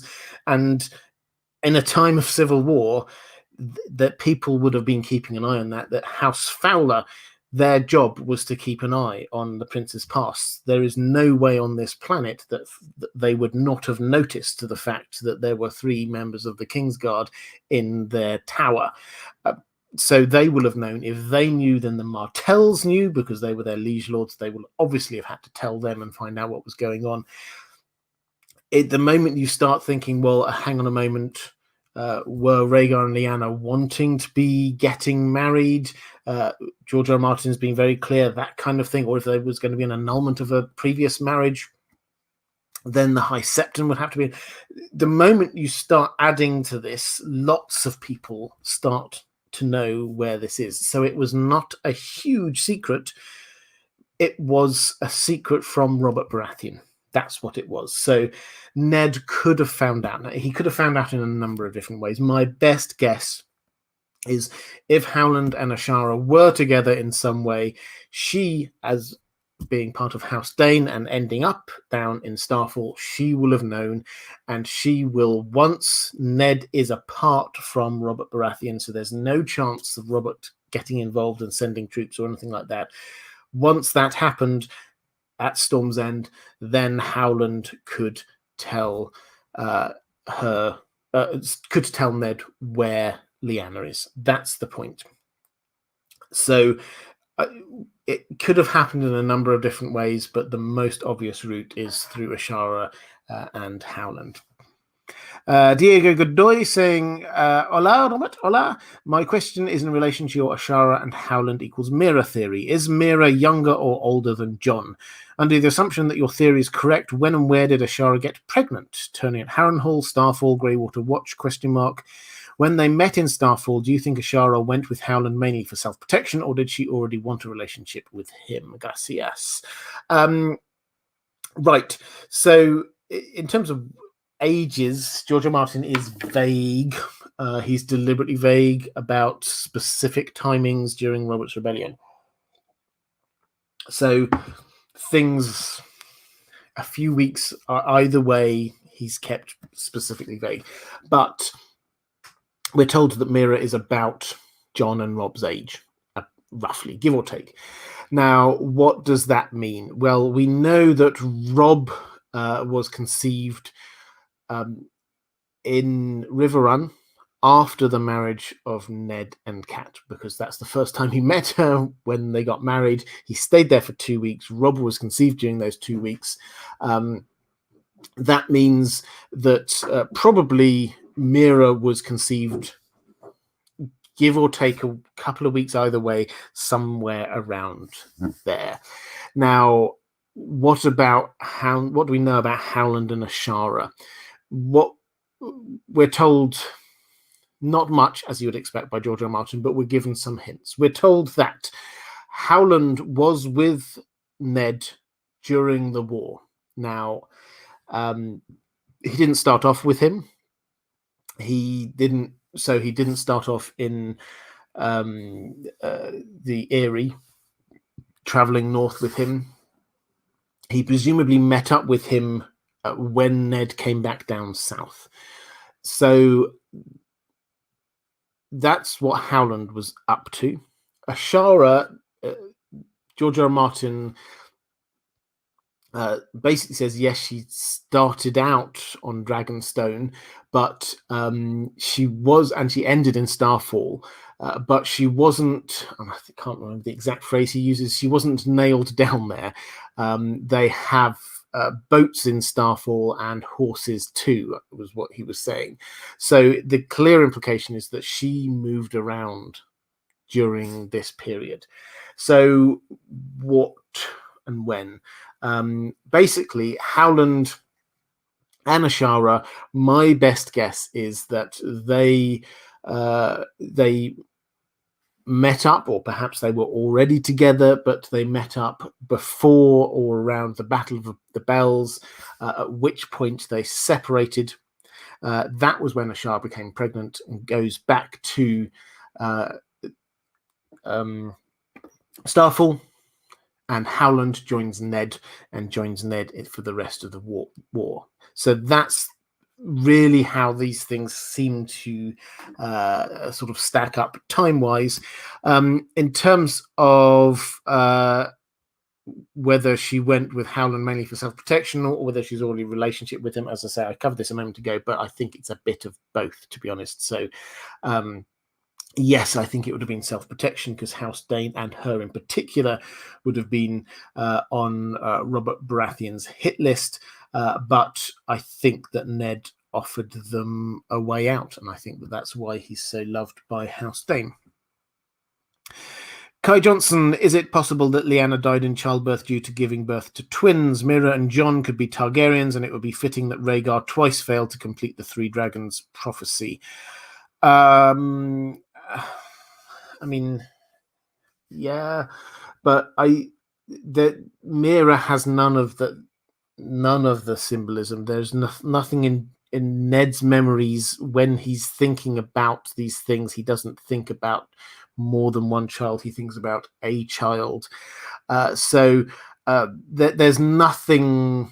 I know people like this idea that maybe it was twins, but there's nothing to support this, I don't think, in terms of sort of the way that Ned thinks about it. And he does, incidentally. When you start digging into it, he thinks when he goes and visits Barra, who has Robert Baratheon's bastard child, and he thinks about another time when he was holding a child. He doesn't think about a time when he was holding a couple of children. It's a child. So he clearly thinks about a child when he's in going through all of that. He never seems to be thinking. He thinks about Jon. He never seems to think about more than that. So Mira, no, not even a hint of it. And Mira doesn't. Jon gets huge amounts of symbolism again and again, king symbolism, ice and fire symbolism, all the way through the story. Mira, no. So I don't think there's anything really to support this, is what I'm trying to say. Kai Johnson saying, what are the Dorne laws on marriage? Is it legal to have more than one wife? If so, Jon Snow would be a legitimate heir. The Dorne laws on marriage, I sort of covered them already. Is it legal to have more than one wife? It doesn't seem to be the case. It seems to be just one wife, but you can have children with other people, and they have pretty much the same rights and levels of respectability. Jon being legitimate heir, I mean, George R. R. Martin could have gone many different ways with this. It's the honest answer. Maybe he did divorce Elia. Maybe he did not. He just had Lyanna as a paramour. If he married Lyanna again, then that might not be recognized under as sort of a polyamorous two wives kind of thing. That might not be recognized under the law of the Faith of the Seven, unless the High Septon allowed it. So there are, and maybe he was in contact with the High Septon. The High Septon at the time seems to have been not particularly religious or faithful. Let's put it very religious, but not particularly full of faith. So it's possible, and the Faith of the Seven had a long history of accepting these kinds of things and being pragmatic. So I don't think in any way around this it makes huge amounts of difference. I think that the marriage thing, probably one way or another, if he was married and is therefore a legitimate child, that does add to the rightful king idea. But George R. R. Martin is deliberately keeping this vague, having people like Fagon in there who probably isn't actually Aegon, but I mean, we can't say 100%. So it's depending on which way you look at this. There's lots of different interpretations. Actually, a while ago, I did. I had a recorded chat with the Westerosi Bar Association, two proper real-world lawyers who look at law in the Seven Kingdoms, and we went through this. And you can, depending on your perspective, you can very rationally, legally argue that any of those three Jon, Daenerys, or Aegon are the rightful ruler of Westeros, depending on huge amounts of different factors. So, I don't think this is a problem one way or another, is what I'm trying to say. And Julie Erickson saying, "Hi Roberts, do you think it was Howland who destroyed the Tower of Joy in a magical way? And if so, could the blood of the people that died there have been used as a sacrifice? Quite a few important people died, so I guess it would have been a sufficient sacrifice for making a tower disappear. Also, it could explain why Ned was not able to bring the bodies back." I like this. I love the idea that this is a sacrifice. I'd not made the connection as that perhaps that was the sacrifice, but Ned remembers tearing it down stone by stone. So I don't think that, yes, Howland's magic may well have happened, but I don't think it was a big act of magic that he made the tower disappear. I think Ned, with the help of Howland and whoever else happens to be there, we're just not told about, and the many, many horses that were there, did physically pull it down. I think that was what was going on. And as for the bodies, we are told that Ned did bury them under those cairns on the ridge. So, and that's his memory. That's not just the fever dream. So there's, it's just going to show how serious Ned was about covering his tracks.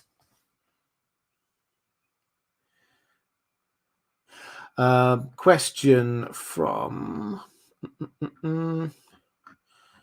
where am I? I'm sure I had another question in the chat. Here we go. Yes, the Lady Eternal, thank you, saying, dropped a link to his theory in the chat. It'd be fun for fans of you both like me if you two got together to debate this sometime.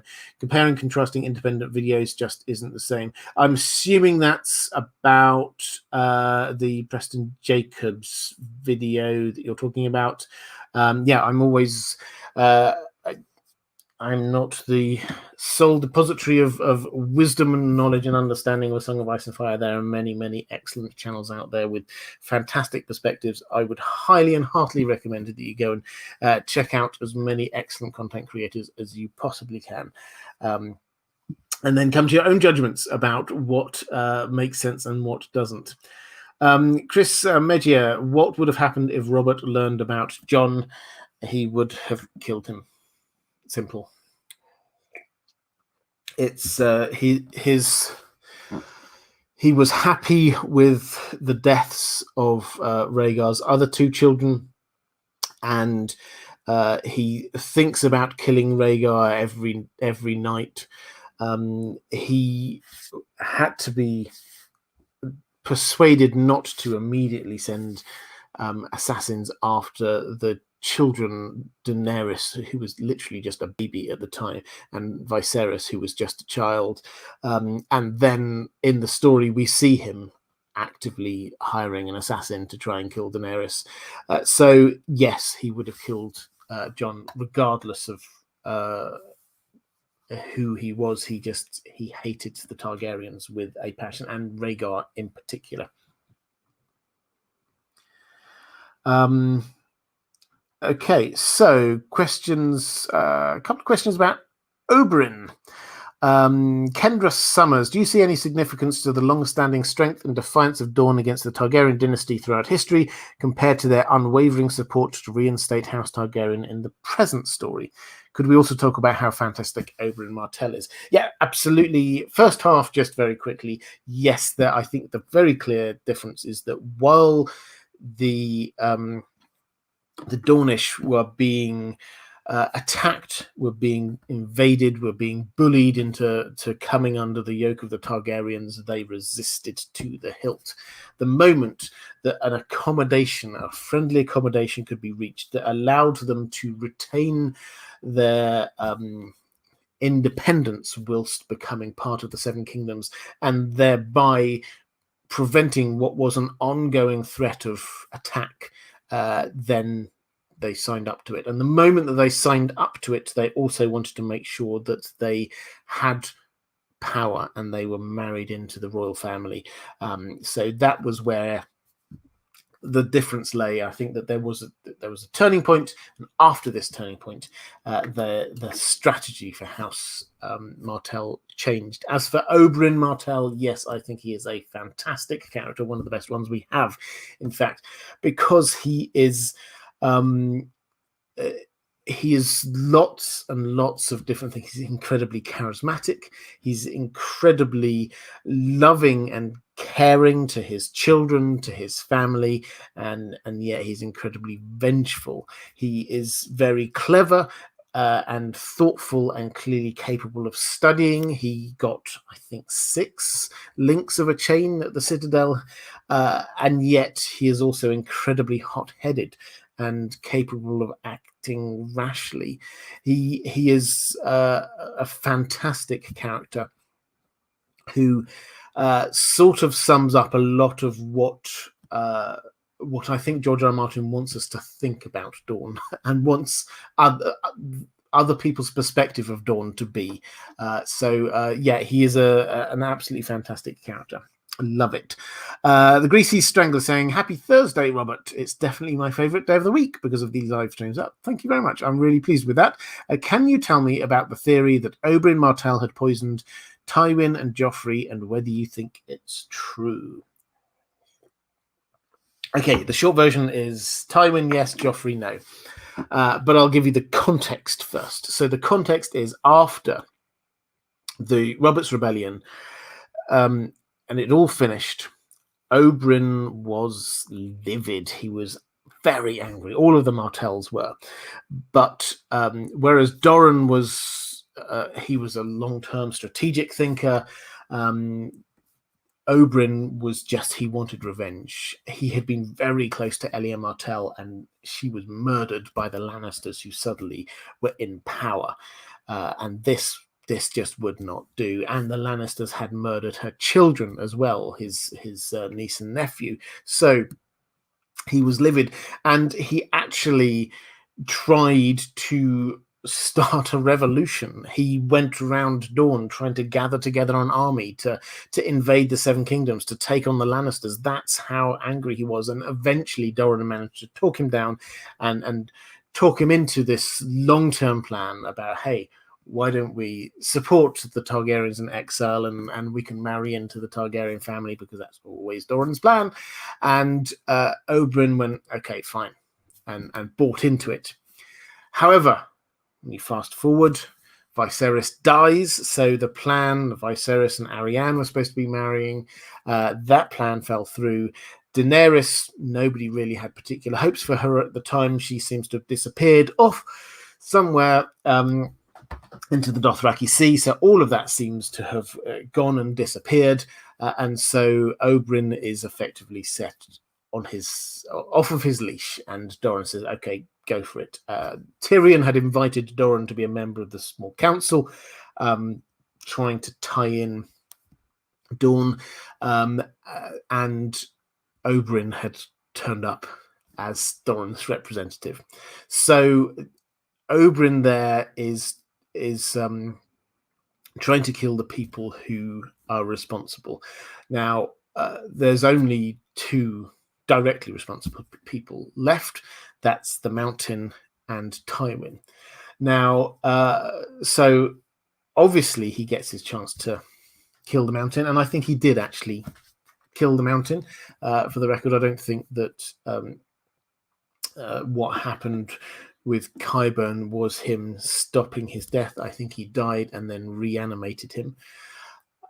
Then so what's going on with Tywin? Now, the hints we get are that he was being poisoned. We get references. I did a whole video on this. If you're interested, do go and check it out. But when he dies, as we know, he was on the toilet, and he seems to have been there for a while, but nothing had, without wishing to be too graphic, nothing had been moving.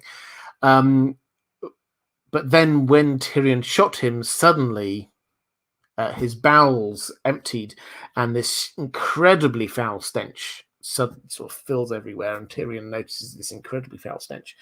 Now, this matches up to one of the poisons that we're told about, and we know that Oberyn is a master of poisons. This is one of the things he specifically studied when he was at the Citadel. This matches up to one of the poisons that we're specifically told about and was stolen from King's Landing, from the Grand Maester's study. So the poison is out there. Someone has taken it. Oberyn knows how to use it, and all of the hints are that before he was killed, he was being poisoned. Added to which, when you actually get to his body lying in state, we see Jaime's recollections was that the stench was horrendous, to the extent that the professionals who were there to be sort of looking after the body, they were, one of them fainted with the smell, one of them was bent over retching. This was really bad, and he could see there was something wrong with the body. There had been some sort of poison, so he had been poisoned. And we do get an instance where Oberyn is invited to a meal with Tywin. So he had the motive to poison him. He had the means. He had the expertise. He had the method. There's every reason to think that is exactly what happened. In terms of Joffrey, no, I don't think so. That seems to have been, and we've got, we shouldn't take everything Littlefinger says completely accurately, but it ties in with other stuff we get from like the Ghost of High Heart and the like, that was a combination of Olenna Tyrell and Littlefinger who killed Joffrey, and Littlefinger's just wanting to create chaos because that's what he does. But Olenna Tyrell did not want her granddaughter to be marrying Joffrey, which is entirely understandable. She thought, okay, if Joffrey goes, then she can marry Tommen instead, and that was exactly what happened. Mr. Douglas Myers, thank you so much, saying hello from Maryland. And no questions, just a little walking around money from my favorite Song of Ice and Fire YouTuber. Thank you so much. I really appreciate that. Question from Eric Fogg. How do you think Oberyn's poisoning of Tywin would have played out had Tyrion not used the crossbow? Would Tyrion or Oberyn have been blamed for the poisoning?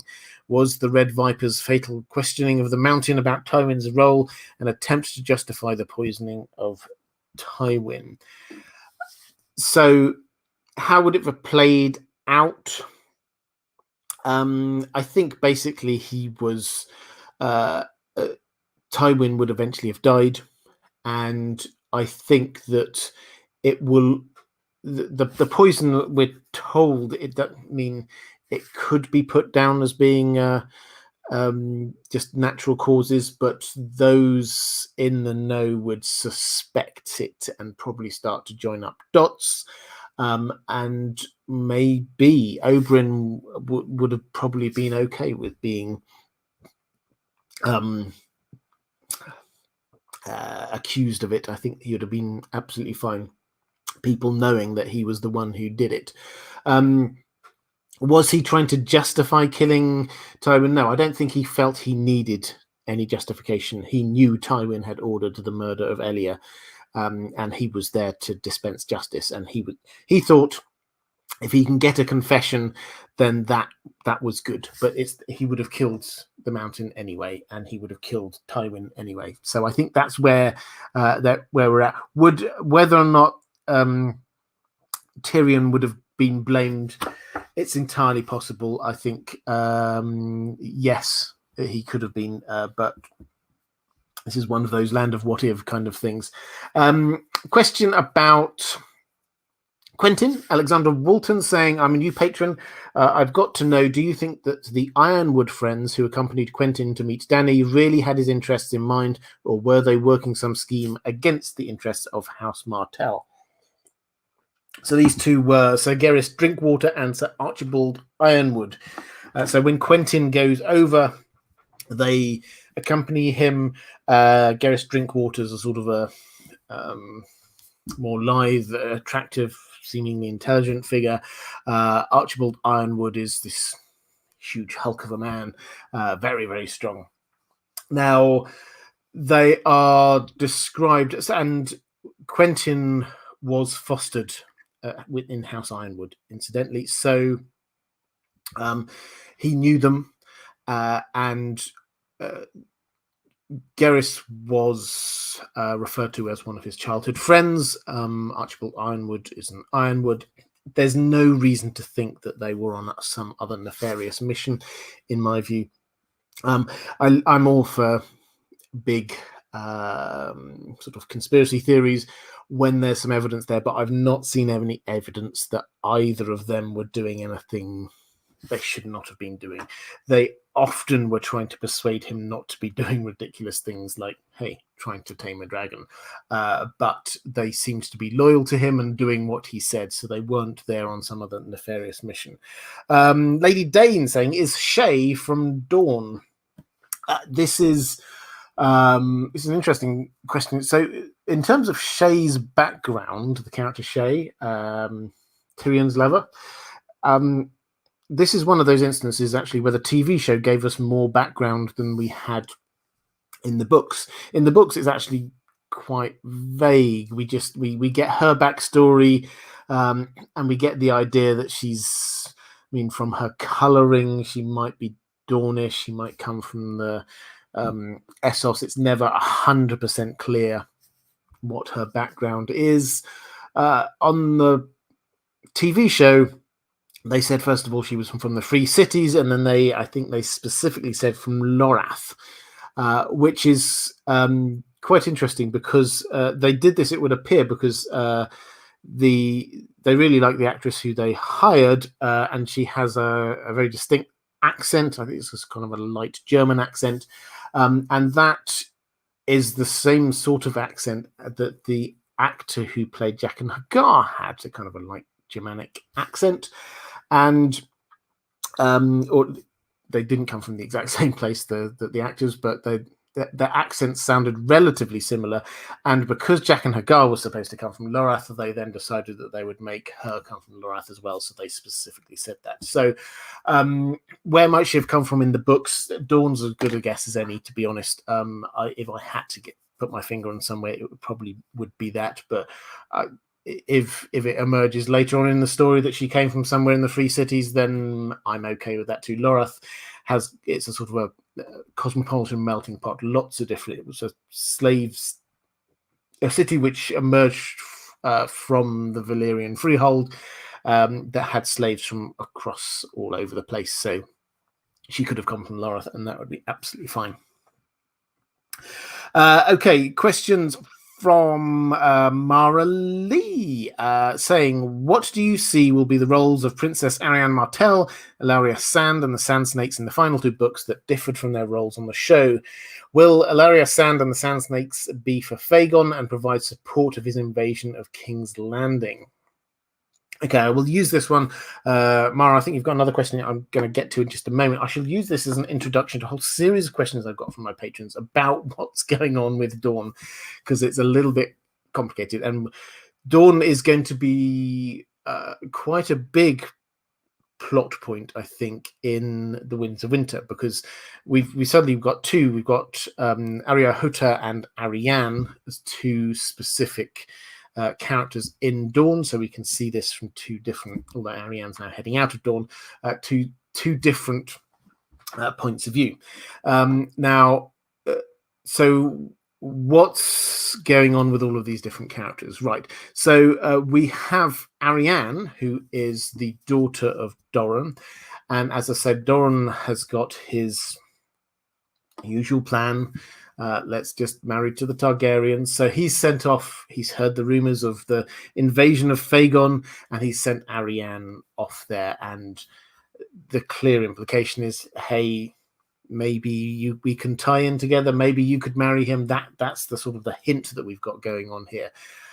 So that's where she's going. In any event, I think it's through her eyes that we're going to be seeing what happens with Fagon for a little bit. We've also got John Connington there in the camp. The Ilaria Sand is, actually a different character, effectively, in the books to the TV show. She was very vengeful on the TV show. Actually, I think it created a good character for her there. But in the books, she's, I mean, it may just be a front, but she comes across as being quite weary now of all the death. Is that who else is now going to die?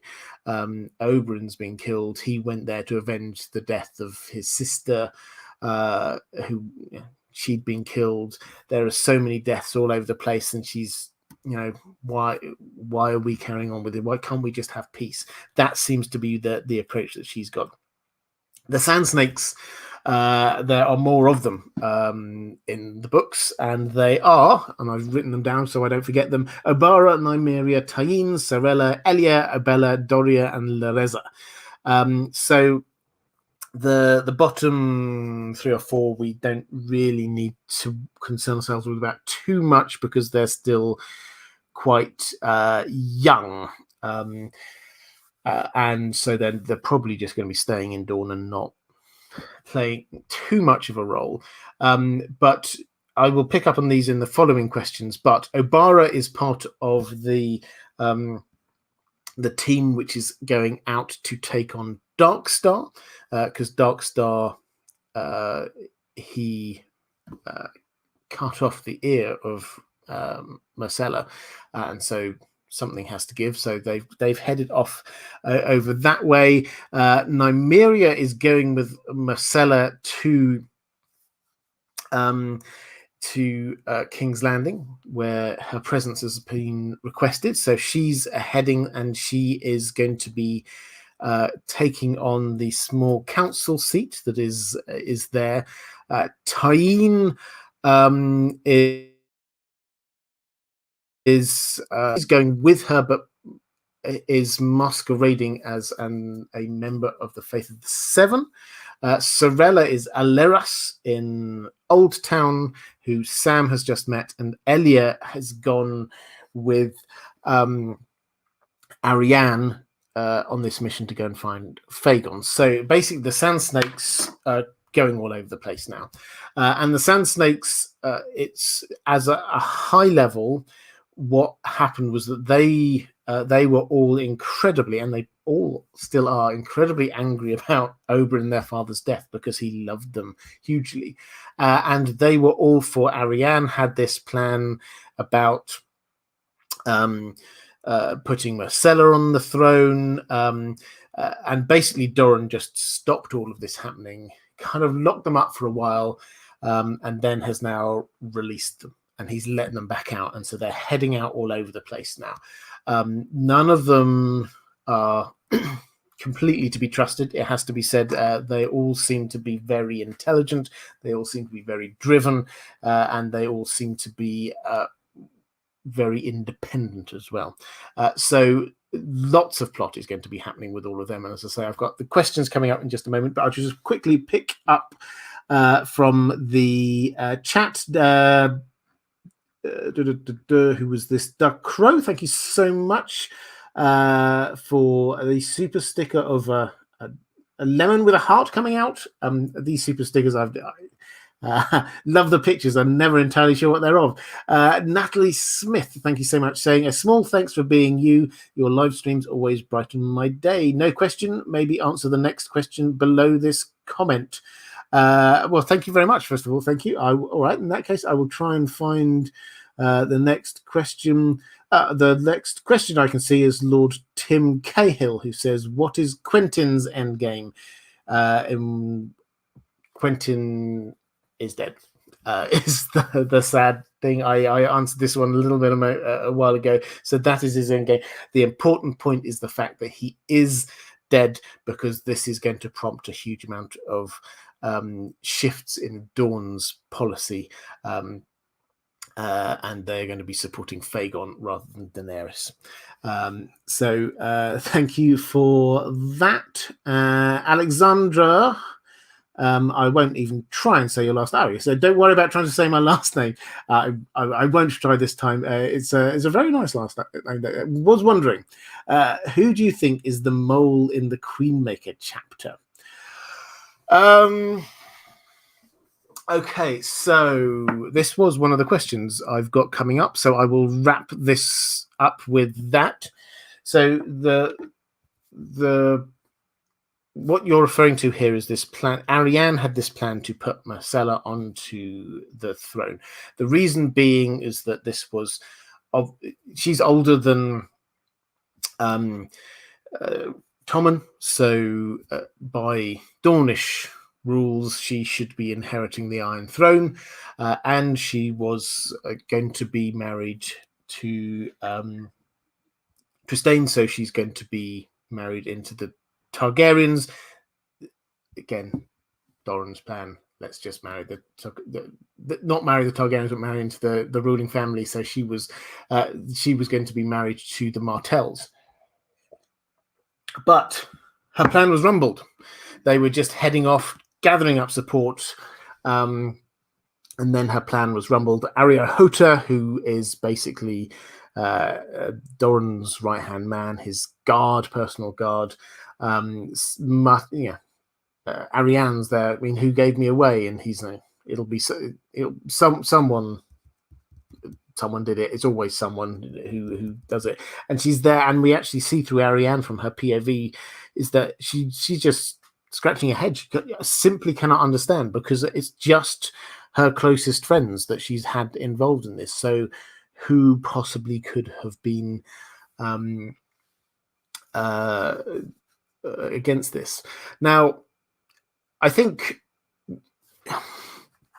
the answer, which is slightly unhelpful, I don't think it's ducking it too much, is that George R. R. Martin has deliberately not given us the information to have an answer on this one yet. He wants it to be a surprise when it happens. So I think that's the short answer. If you want me to speculate, then Tyene, who was very, very close. She grew up with Arianne. And there is a possibility. This is just a possibility. It's very tinfoily. I don't necessarily believe it myself, but it might get you thinking. Tyene's mother, we're told, was a scepter. We're told this a couple of times, which is a bit odd, because, why would you draw attention to that? It's not really a particularly important issue, except the fact that we don't know where this scepter is. But she is presumably now in middle age. Tyene is considered to be a very attractive woman, so presumably quite an attractive woman if she's inherited those genes. Where do we know of a scepter who is in her middle age who is an attractive woman? Oh, well, hang on. We do have one over in Essos, who has been with Fagon all this time, Septa Morgaine. So who is this Tyene's mother? It's possible, because she does seem to be, she speaks fluently from the sort of the common tongue of Westeros, so it's possible. The link is there. Do I believe it? Not necessarily, but it would tie in, and it would give Tyene a reason for doing that if she knows that actually what she's wanting to do is not strengthen the Lannister hold on power, but actually tie in the Martells to this new invasion, which is about to happen with Fagon. So it's possible, as I say. I don't think I necessarily believe it, but it's a possibility that we have to consider there. The short answer, though, is that George R. Martin has not yet given us all of the evidence that we need to be able to categorically say one thing or another. Dawn IE saying, thank you for the live stream. Happy to be with you for this one live. Hope I can join you again soon. It's good for this knackered body. I know the feeling. Yes, I'm really enjoying this, and I'm really glad you are too. Question from Smith Crazy saying, great content, most underrated sand snake in your opinion. Most underrated? I don't know. I think it's hard to underrate a sand snake. Nim or Tyne, I think probably are the most intriguing. But then Sorella, I don't know. I don't think there's an underrated. You can have an underrated sand snake. I think that they are all. George R. Martin, I think, loved writing these characters, and I think he's really going to love writing them in the Winds of Winter, because they've got that bit of Oberyn in them, and Oberyn is such a charismatic and fantastic character that this that just sort of flows over into his children. Okay, so question from a couple sort of related into the Danes here, actually. Catherine Furseth saying, hi Robert, House Dane is a mystery. As Sword of the Morning, Sir Arthur Dane is carried the sword Dorne, which is an honour only bestowed upon a Dane knight that is deemed exceptionally worthy. What made him worthy, do you think? You could also argue that Arthur Dane was not a true knight in the same way that, say, Brienne was, having served the Mad King and turned a blind eye to his atrocities. So we come to the legend of Dorne, the sword yielded by the worthy knight to the Sword of the Morning. Is this a person and a weapon that House Dane is meant to have ready the next time the long night comes? You argue that Dorne is Lightbringer. How will both the reality and the legend of Dorne and the Sword of the Morning play a role in fighting against the new long night? If Dorne is used to stop the threat from the fire by killing Dany, will it also serve in stopping the threat from ice, the others, which seems more close to its original purpose? Okay, a lot of questions in there. I read it all out because I thought it was fantastic thoughts. For those who haven't come across this before, so Dorne, the sword, obviously the language imagery is very clear. Dawn, ending the long night, and the Sword of the Morning. These things all do seem to get together. And added to which that the only sword that could be, that we know about in the world of Ice and Fire, that could be Lightbringer, that has survived all that time, is Dorne.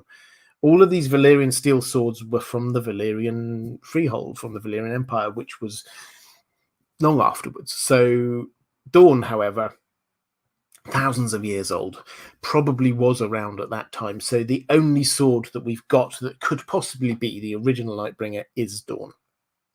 So, and obviously Dorne and Lightbringer, again, the language is very, very similar.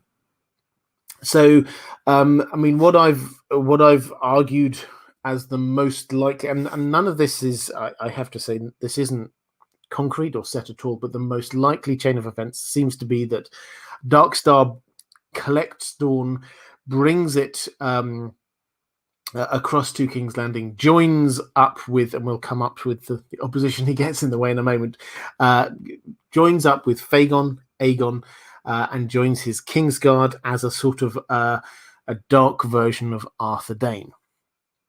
The Kingsguard that Aegon is going to be creating is going to be part of his attempt to appear very Targaryen-y. And if he has the Sword of the Morning there on his side, that is going to add a lot more credence to his claim to be the rightful king. So that, I think, is where that brings that into action. Then I think if you have any sword that is going to be used to kill Daenerys, then that seems to be the one, added to which, if this is Lightbringer, plunging it into Dany and then pulling it out, killing a Targaryen, is probably the way that you could ignite a magic sword. The people with the blood of the dragon, what else might?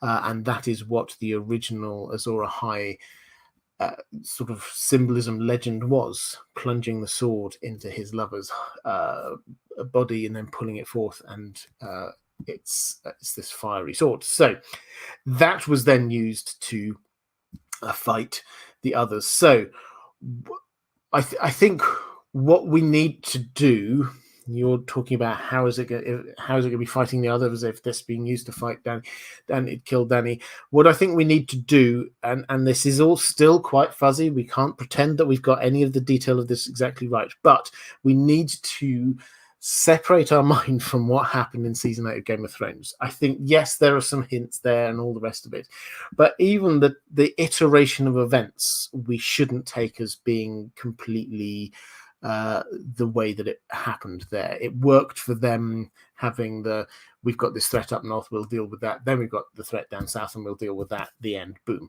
That seems to work for how they did the season. Well, whether or not you think it worked is probably a different matter, but that's the way they decided to do it. That does not mean that's the way that George R. R. Martin's going to do it. In the legends, such as we have it, you get the Azor Ahai character who forges Lightbringer and then saves the day with Lightbringer against the others, it would appear. So, what happens? Jon forges Lightbringer, tempers it in his lever, and then uses that to be fighting the others. Maybe that's the way it happened. It happens in the books. We shouldn't fix ourselves on this idea that the others appear, they come a few miles south, and then that all ends up in Winterfell, and then, okay, what are we going to do about Daenerys? That's not how it's going to happen in the books. And Brennan Barnes saying, hello, Robert. Appreciate all the work you've put into your channel. Thank you. My Dorne question is a general one. How do you see events playing out regarding the hunt for Darkstar? You've mentioned you could see him gaining control of Dorne and joining Fagon's Kingsguard. I assume that Barrisand, Balon Swan, and Arya Hotar won't be long for the world. And what about Lady Lance possibly being more appealing to Fagon than Arianne? I got a strong vibe from the Arianne sample chapter that may be the way things go. Cheers. Okay, so two things there. First of all, and this is where the Sand Snakes start coming in. So I said we had come to this. Darkstar, he was part of this initial plan to get Arianne onto the throne, to get Marcella onto the throne, but he ended up, he cut her ear off and left her scarred. He then, it would appear, raced back to High Hermitage, which is where he's from.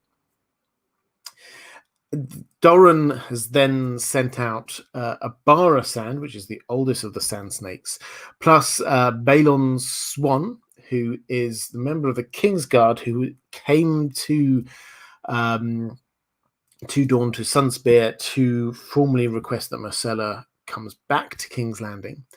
And also Arya Hotar, who is Doran's right-hand man and his bodyguard, and he sent them basically to go and track down and kill Darkstar. Now, I think so. How is this going to work? Short answer is, I think maybe this is where we see how good Dorne the Sword is. He's up against 3 fearsome warriors there, so I don't think it's just going to be him, but maybe he is going to show his wickedness by catching them in some trap or something like that. I'm not 100% sure, but I think that we shouldn't assume just because 3 cool people are sent off to go and kill him that means that he's already dead. I think that he will get past somehow. And at some point, the politics are going to change.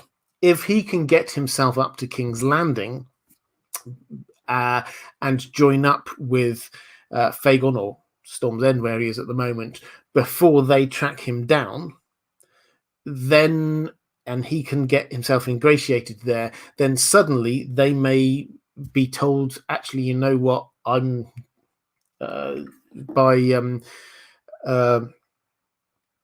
Doran, he might say, actually, you know what, I'm going to throw my weight behind Fagon now. You're now no longer going to be killing him.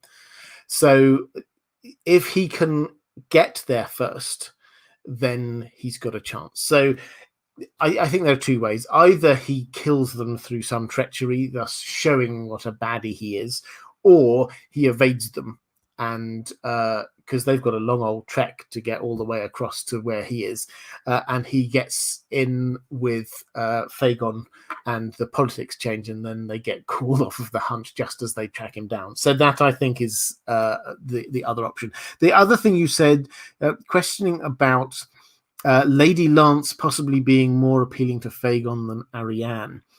Now, this is an interesting one. So Arianne has gone off, and I've many a time I've said Arianne's going to go off and meet Fagon, and the idea is that Fagon has to choose a political alliance at some point. Why won't he marry one of the Martells? Certainly the Martells will be wanting that. She's not going on her own. She is going with one of the Sand Snakes, who is Lady Lance, which is the nickname for Elia Sand. Now, we get little bits of information. She seems quite flirtatious and quite attractive, so maybe he might. And he appears not. I mean, he seems in many ways sort of like a good person, and maybe the kind of person you would want as king. But perhaps he's not always 100% worldly wise. So if she does come on strong with all of the flirtatious sand snake thing, then maybe he might fall for her rather than Arianne, and maybe Dorne might go, okay, fair enough. Well, she's part of the family. If he wants to marry her, then so be it. Personally, I suspect they won't marry, but there is the only little asterisk I have in my head for this is that the echoing of the name. If we have got, which we will have, the Fagon trying to establish himself as this Targaryen, and he is going to start gathering around him the accoutrements of Targaryen power. He's going to sit on the Iron Throne at some point. He is going to have a Kingsguard, I suspect, which has people like the Sword of the Morning, Dane with the Sword of Dawn. He is going to be presented, I suspect, with the sword Blackfire, the ancestral sword of the Targaryen kings. He's going to be given the one, I suspect he will have one of the many different crowns that the Targaryen kings had. What if he marries effectively Elia Martell? That would be the kind of thing that a Targaryen would do. So that's the only little asterisk that I've got in my mind, is the echo of Elia Martell to Elia Sand works quite well. And that, Chris S., you were asking, will Arianne and Aegon wed in the Winds of Winter? I think most likely yes, but it's not a completely done deal. Did I have any more questions in the chat? I think I'm all caught up on that. Your last great night. Thank you very much. Saying, hello, Robert. Who do you think actually betrayed Arianne? Personally, I'm leaning towards Andre Dalt. Keep up the magical work, my friend.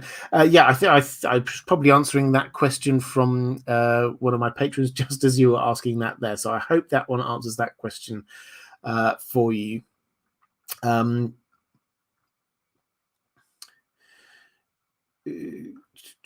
Question from Lawnduck20. Hello, Robert. Please help me understand how Darkstar is supposed to escape or kill Arya Hota, Balon Swan, and Obara Sand. So do you think we will get to see this confrontation via an Arya POV, or will we just hear about this through rumors and gossip? So I sort of covered this already, but in terms of where we see this from, so we will see Arya Hota, his POV. So this is what we're going to be seeing. George R. R. Martin has been very clear. He's often clear about these kind of things and then changes his mind. But he's been clear that he's not going to be introducing any new POV characters, which means that this part of the plot we're going to be seeing through Arya's POV. Now, I suspect what we may do is find that the three of them head over and to discover that he's already gone and he's taken the sword with him. I don't think we're just going to get one POV chapter of Arya Hota coming up against Darkstar and then the three of them attacking him and Darkstar dying. I don't think that's the way this is going to go. We're going to see that. So if I had to guess, then the culmination of this is them traipsing all the way back to King's Landing or Storm's End or wherever Darkstar is at the time, just to be called off. That would be my best guess. Jenny Bird saying, hello, Robert, thawing out here in Texas. Yeah, the news about Texas has sort of run out over here, but I'm going to assume from that either the temperatures have got better or your power is back on. Either way, I hope all is going well over there.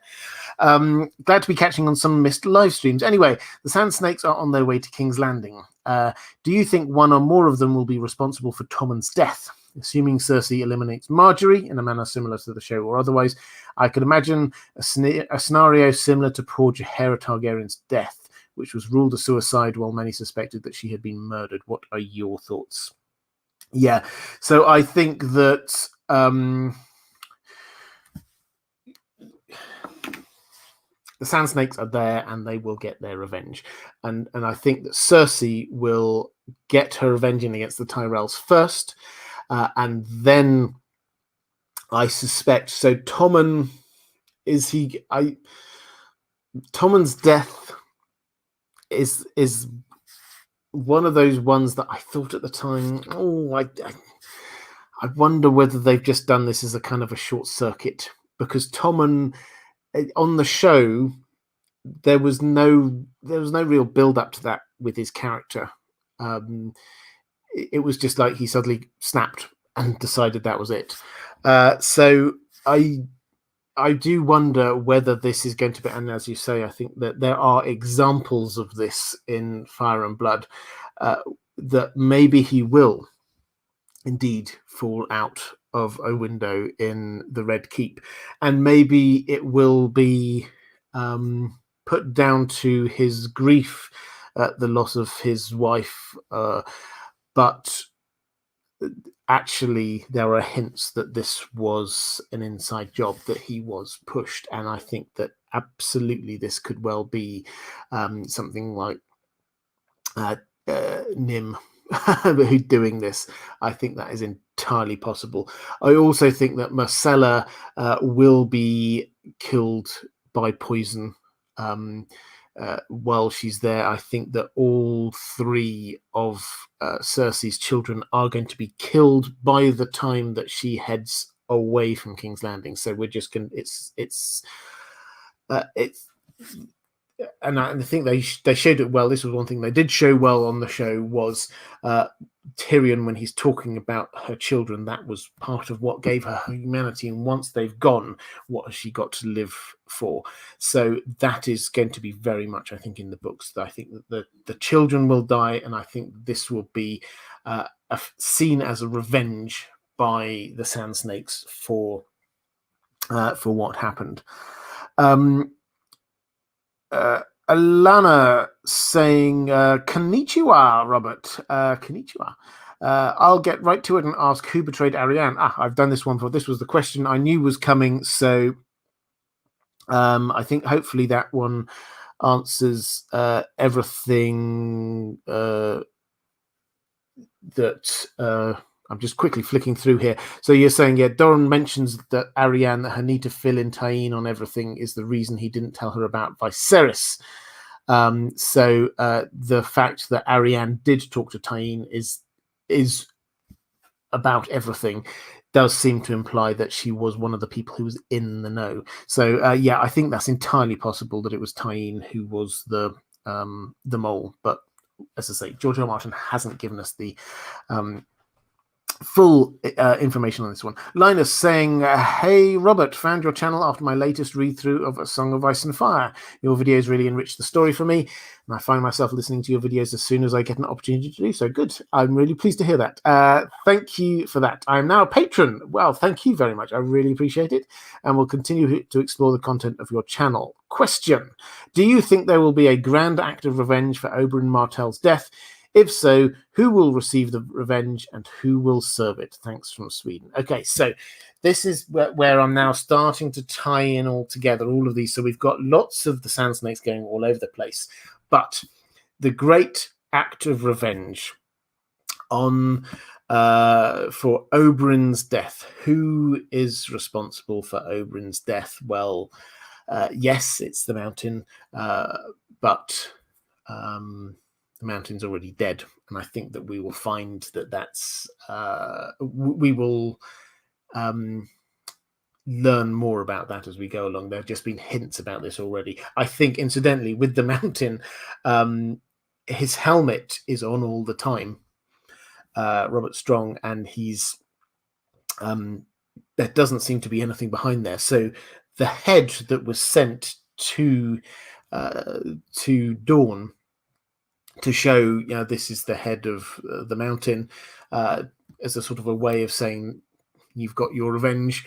That actually, I think, probably was his head. And so this is George R. R. Martin just ramping the horror up one notch. We will discover at some point that the zombie Mountain has no actual head. He doesn't need a head. He's an animated corpse. This is horrific, dark, dark stuff. And I suspect that that's the kind of thing that we will discover. He doesn't eat, as far as anyone can tell. So the chances of poisoning him are limited. So who are they going to get vengeance on? Well, they can't on Tywin. Tywin has already been killed.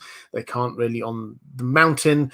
But the obvious people are Cersei or her two children. Those are the targets that are left, really, of the Lannisters. Jaime's gone. He's not around King's Landing anymore. So those are the obvious people. As I've said, I think that both children will die, and that is going to be the vengeance on Cersei, because that is what that will kill her inside, the death of her two children. And we've already, Maggie the Frog has already effectively told us that all three children are going to die, and she's going to see all three children die. So that is what the great act of vengeance is, and it is going to be Nym and Taine who are going to be doing it, in my view.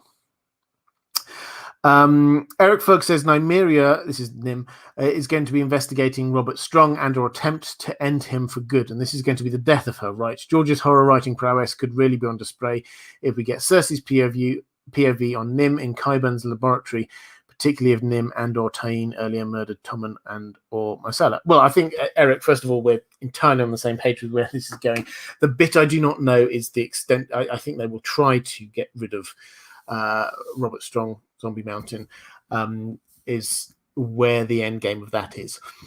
I don't think that those two sand snakes are necessarily going to survive, so I think at least one of them probably. Well, I think that Taine probably will die in the attack on the Great Sept, assuming that happens in roughly the same way we saw on the show. Nym, maybe she will get taken down by the Mountain. The thing is that you can't really kill him because he's already dead. It would have to be done with fire. And I don't think that she will have the knowledge of that. So, yeah, if she tries to take him down, I don't think it's going to work. Mara Lee saying, hi, Robert, what do you see as Princess Marcella Baratheon's fate in the books that differs from what her fate was on the TV show? Will she be able to return to King's Landing and be reunited with her family? She will return to King's Landing. And in the show, she was killed by being poisoned, effectively. In the books, I think she will be killed. I mean, it might be poison, it might be another way, but I think that she will be killed by the sand snakes. I think that is, and they're going to hold off until they get to King's Landing so that it will happen and Cersei will see it. I think that is the difference. They did it en route to King's Landing on the show. I think that they will wait until they actually get there so that the pain can be greater for Cersei when she arrives.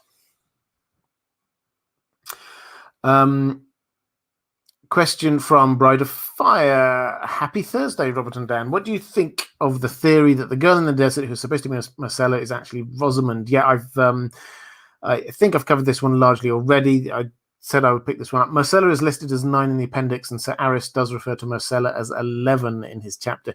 Yeah, I think that was an error in the appendix. If that's the case, Marcella is 10 or 11 in the books, probably 11. It'll be 11th birthday in the year that we're in the books, so maybe she is already 11. I've got about 4 more questions from my patrons here so far. So if you've got more questions in the chat, now is a good time to start dropping them in there. I'll try and pick up, as I always try to do, pick up as many questions from the chat as I can. B says, considering the extent to which Dorne and the Dornish folk were left out of the TV show, how do these omissions impact the ethos of the reimagined text? With Dorne being a home to so much diversity and apparent gender equality, what does the story lose in terms of social and ethical commentary? Do you think this omission is indicative of a greater difference in worldviews between Martin and the TV showrunners? I think this is a fascinating question, very thoughtful. Dorne on the show was not given much. They didn't really show us any more than what George R. R. Martin was wanting us to think that the rest of the Seven Kingdoms thought of Dorne. It didn't show any of the diversity of what actually Dorne is like. It didn't show us, other than sort of at a high level, hey, Oberyn and Ilaria play around with whoever they want to, kind of level of slightly more liberal social attitudes. That they didn't get any further than that. So yes, that was all missing, and I think that they missed an opportunity there to show a much broader world than there was otherwise in Game of Thrones. Incidentally, also, I think that the actors tended to be sort of more sort of Mediterranean type skin types for Dorne, which is all salty Dornish. They missed a lot again from the kind of the ethnic diversity of Dorne by not having people the sandy Dornish who had darker skin tones. So I think they missed out a lot of that. In terms of does this show a difference of between George R. R. Martin and the showrunners in terms of sort of ethical sensibilities? I mean, I don't think so. I think it just shows that George R. R. Martin approaches these things in a slightly less heavy-handed way. I mean, some of that is unavoidable on a TV show. So I do cut showrunners a bit of slack for that kind of thing, because there's a limit to what you can show on a TV show compared to literally thousands of pages in a book. But what on the TV show they tried to show, I think, was you start off with a very patriarchal society as exemplified by the very patriarchal figures who were in control at the beginning. You've got Tywin Lannister, we've got Randall Tarly, even Ned Stark is a very patriarchal kind of figure. He may be a sympathetic character, but he's still marrying off his children because of the political situation that he finds himself in, and so on. So that, as you move through the seasons, seems to change to, hey, suddenly now women are in charge,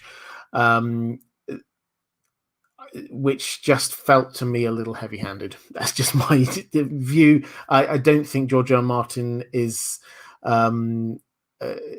the way that he's approaching this is quite that simplistic, and I don't think that we're going to see that emerging through the rest of the books. But your mileage may vary on that one.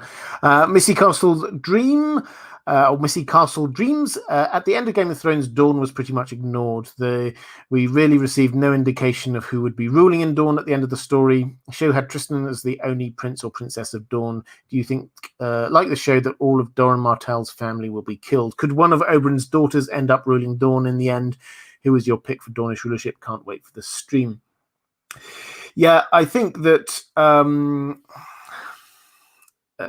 who's going to end there? I mean, I think there are too many Martells for them all to go, but I think that they're just picking the wrong horses, to be honest. And I think a lot of them will end up dead. Quentin's already gone. I can't see Doran surviving. Maybe one of the Sand Snakes. I mean,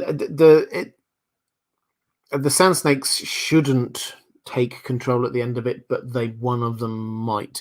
Ilaria is off with one or two of the younger Sand Snakes. I think they've gone to the Hellhole of all places, but it probably means that they're safe. So there will be some surviving to the end of all of this, and Dorne in and of itself will largely remain unscathed, I would suggest, from what's about to happen. You've got 3 threats coming in. We often talk about 2, but that's as I was talking a lot about Euron last time. Let's not forget him. You've got the threat for the others coming from the north. They're gonna that it will go south. I personally believe it will come all the way down as far as the Riverlands. But I don't think it's going to come as far as Dorne. The Dany and the dragons will come in, and yes, they will start attacking people there. But I think that probably Tyrion will warn her off of just firebombing too many places. There's a possibility that maybe the dragons will attack Dorne in the way that we've seen trailed many times in the history of Westeros, the dragons attacking Dorne. But what we know is that Dorne survives these. Yes, they may get terrible damage, but Dorne will survive and they will come back. And Euron is definitely going to be creating huge amounts of problems and trouble around the southwest of Westeros. But he seems to be mostly around the Reach, and then I think he's going to be joining up with Cersei in the Westerlands. So I think they will move inland towards the Riverlands, and so everything is going to be focusing on the Riverlands, and Dorne largely will escape all of this, is my general feel. So there will be some who survive. Amber King just spotted in the chat saying, speaking of Dorne, as shown in the show, what do you think of the landscape we saw? Any thoughts? I think that they just went generic sandy, and I quite liked the water gardens. We had a couple of shots of the water gardens. I would have loved to seen the Shadow City and Sunspear. I think that was a big shame.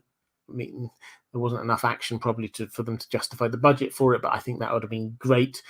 The bits in sort of the flashback to the Tower of Joy, okay, it could have been a bit more mountainous, but okay. So they didn't.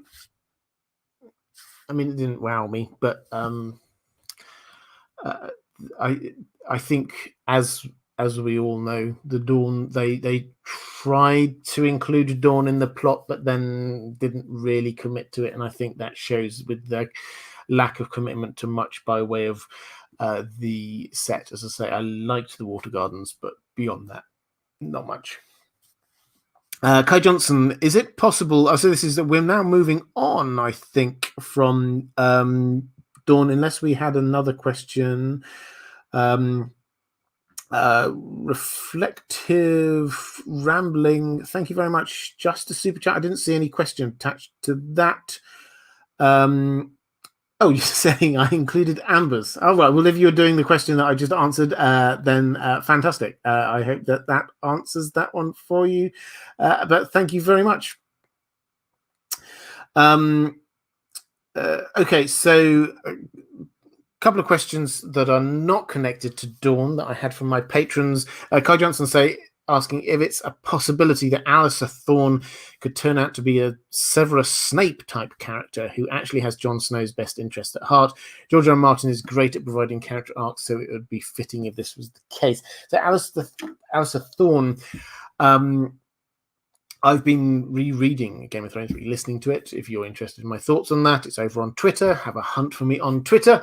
But so I'm being reintroduced to Alistair Thorne, and he really is a bit of a bully to Jon Snow to start with. Not a very nice character. And it is picked out that the reason why he's at the wall was because he was defending King's Landing for the Targaryens. And so... could he secretly be protecting Jon? I think that seems you have to buy into the idea that Rhaegar told Alistair Thorne about what was happening and the fact that he had a son, and Alistair Thorne figured out that this son was Jon Snow, and as a result, he protected. There are a lot of different hoops that you have to go through in order for that to be the case, in my view. I think that George R. R. Martin, the irony there is the fact that, yes, Alistair Thorne was actively defending the Targaryens. Indeed, I mean, I haven't quite dug into it enough, but Rhaegar fanboy, if he is actually being mean to Rhaegar's son, that irony, and in fact leading to the death of Rhaegar's son, that irony, I think, is enough for George R. R. Martin. That works really well for him. And finally, House Florent. This was the thing that I always try my best to, if I, for whatever reason, I have a brain fade and I forget something in a live stream, I try and pick it up the next time around. House Florent, somebody asked me about, there wasn't a specific question, just a sort of a, could I run through them? So, so House Florent from the Reach, they are one of the oldest families in the Reach. They trace their heritage all the way back to Garth Greenhand. One of Garth Greenhand's 3 daughters, in fact, is where they claim their heritage from. And they probably, out of all of the houses of the Reach, were the closest in sort of stature to the gardeners who were ruling the Reach. Now, I should probably just sort of put an asterisk next to that and say, other than House Hightower, but House Hightower always just stuck to their place. They were about Old Town. They weren't about trying to rule the rest of the world. They had enough power and influence where they were. They didn't really care a huge amount beyond that.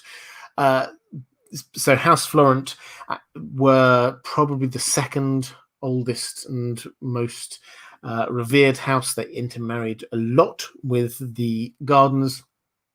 And when the Targaryens invaded, they lined up next to the Gardeners on the field of fire. And obviously, House Gardener was then wiped out. House Tyrell was put in place as the new Lords Paramount of the Reach. House Florent objected to this to Aegon. Aegon basically said no. So then for the next while, they, and when I say while, next 300 years or so, they just sort of like sat slightly disgruntledly in the Reach. They did get involved in things, but they didn't, there's no huge matters of import. But they were very well connected. So a member of House Florent was married into Leighton Hightower, so he's married to the Hightowers. Another, Selyse, married Stannis Baratheon, which is where their main point of contact is with this story. So House Florent, despite being in the Reach, actually were sort of very involved over in the Baratheon brothers' various attempts to take the throne. So they started out, most of them, over supporting Renly, because that was where the Tyrells were, and they sort of along with the Tyrells. However, when Renly was killed by the Shadow Baby, They very much came over to Stannis's side. Obviously, the Selyse link was very strong there. They were a large part of his invading force that he took over to King's Landing for the Battle of the Blackwater. But obviously that didn't end well for them with wildfire. They were over half of those who survived that battle apparently were House Florent, and they stayed with him, and they go up all the way up to the wall with Selyse. This is where a lot of the Queen's men are. Some of them convert to R'hllor. And so, although Stannis is clearly the king, she and R'hllor through Melisandre now very much this other sort of hub of power up there in the north. Now, obviously, the Florents, having supported not one but two different people trying to take the throne, incurred the wrath of Tywin Lannister, and he gave the I can't remember what it was called. What it's called now, Brightwater Keep. That's their home castle, and he gave that to Garland Tyrell, who was the guy who rode into battle in Renly's armor, and is the very able but less showy brother of Loras. So he's given that over to them, and we last read that Garland is heading back there to claim it, and the heir of the Florents has basically abandoned it and gone to the High Towers. So because that's where Leighton's wife is a Florent. So we get House Florent, ancient, but now split with strong, influential allies, but also a lot of enemies. So hopefully that sort of like gives you a flavor of what's going on with House Florent. I will now try and pick up a few questions in the chat just before I go. Quickly flicking through. Will Foreign saying, I bet Darkstar has hair gel. Yeah, absolutely. Barris Aurelia saying the Queen's men seem very loyal. Yes, they are very loyal, primarily to Melisandre through the worship of R'hllor, and because Selyse was the first to convert before Stannis, who he's not really 100% converted even now. That's where that cabal all comes together. Okay, I think I might be Adam Alolo saying, could we see future prequels focusing more on Dorne, perhaps an Nymeria quest, or maybe an Aegon's Conquest prequel? We could do. Where we're at in all of these prequels is, so HBO have clearly got in their minds that they've got a product that people like, and they are going to go the route of making a universe in the same way that Star Wars has gone from being a series of films every now and then to films, TV shows, live action, animated, all the different things. The Witcher is turning into that as well. We've got not just the Witcher series, but also obviously we've got the and the Witcher video games, but we're going to have a spin-off miniseries. We're going to have an anime film. We're promised a Narnia universe. We've been promised now a Harry Potter universe. This is the future. This is where all of these things are going. You've got the Marvel universe already, of course. So what HBO are in the world of at the moment is exploring where they can go with this. They've got this one spin-off that obviously is going to start filming probably, I would have thought, in the next few months. They've already cast 8 people now. And that means that probably we're going to get another round of casting announcements or 2, and then they're just going to get into it. So what are they going to be looking at? We could see films, we could see one-off TV dramas, we could see more TV shows, maybe animations. They simply have not decided yet, is the short answer. So could we get something based in Dorne or based on Aegon's invasion? Yeah, we could. I think that they will go for the things that they think are the most bankable, the easiest wins. That's why they've gone for the sort of the Fire and Blood, Dance of the Dragons. They know people like Targaryens, they know people like dragons, they'll go for it. If they can persuade George R. R. Martin to give up, to allow them to do Dunk and Egg, then yeah, they'll definitely go for that. But George R. R. Martin, it's always easy to overinterpret what he says.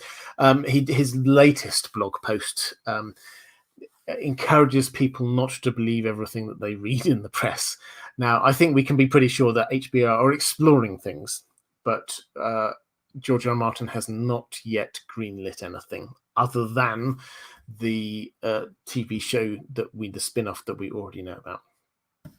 Okay, and I think with that, I will draw this to a close.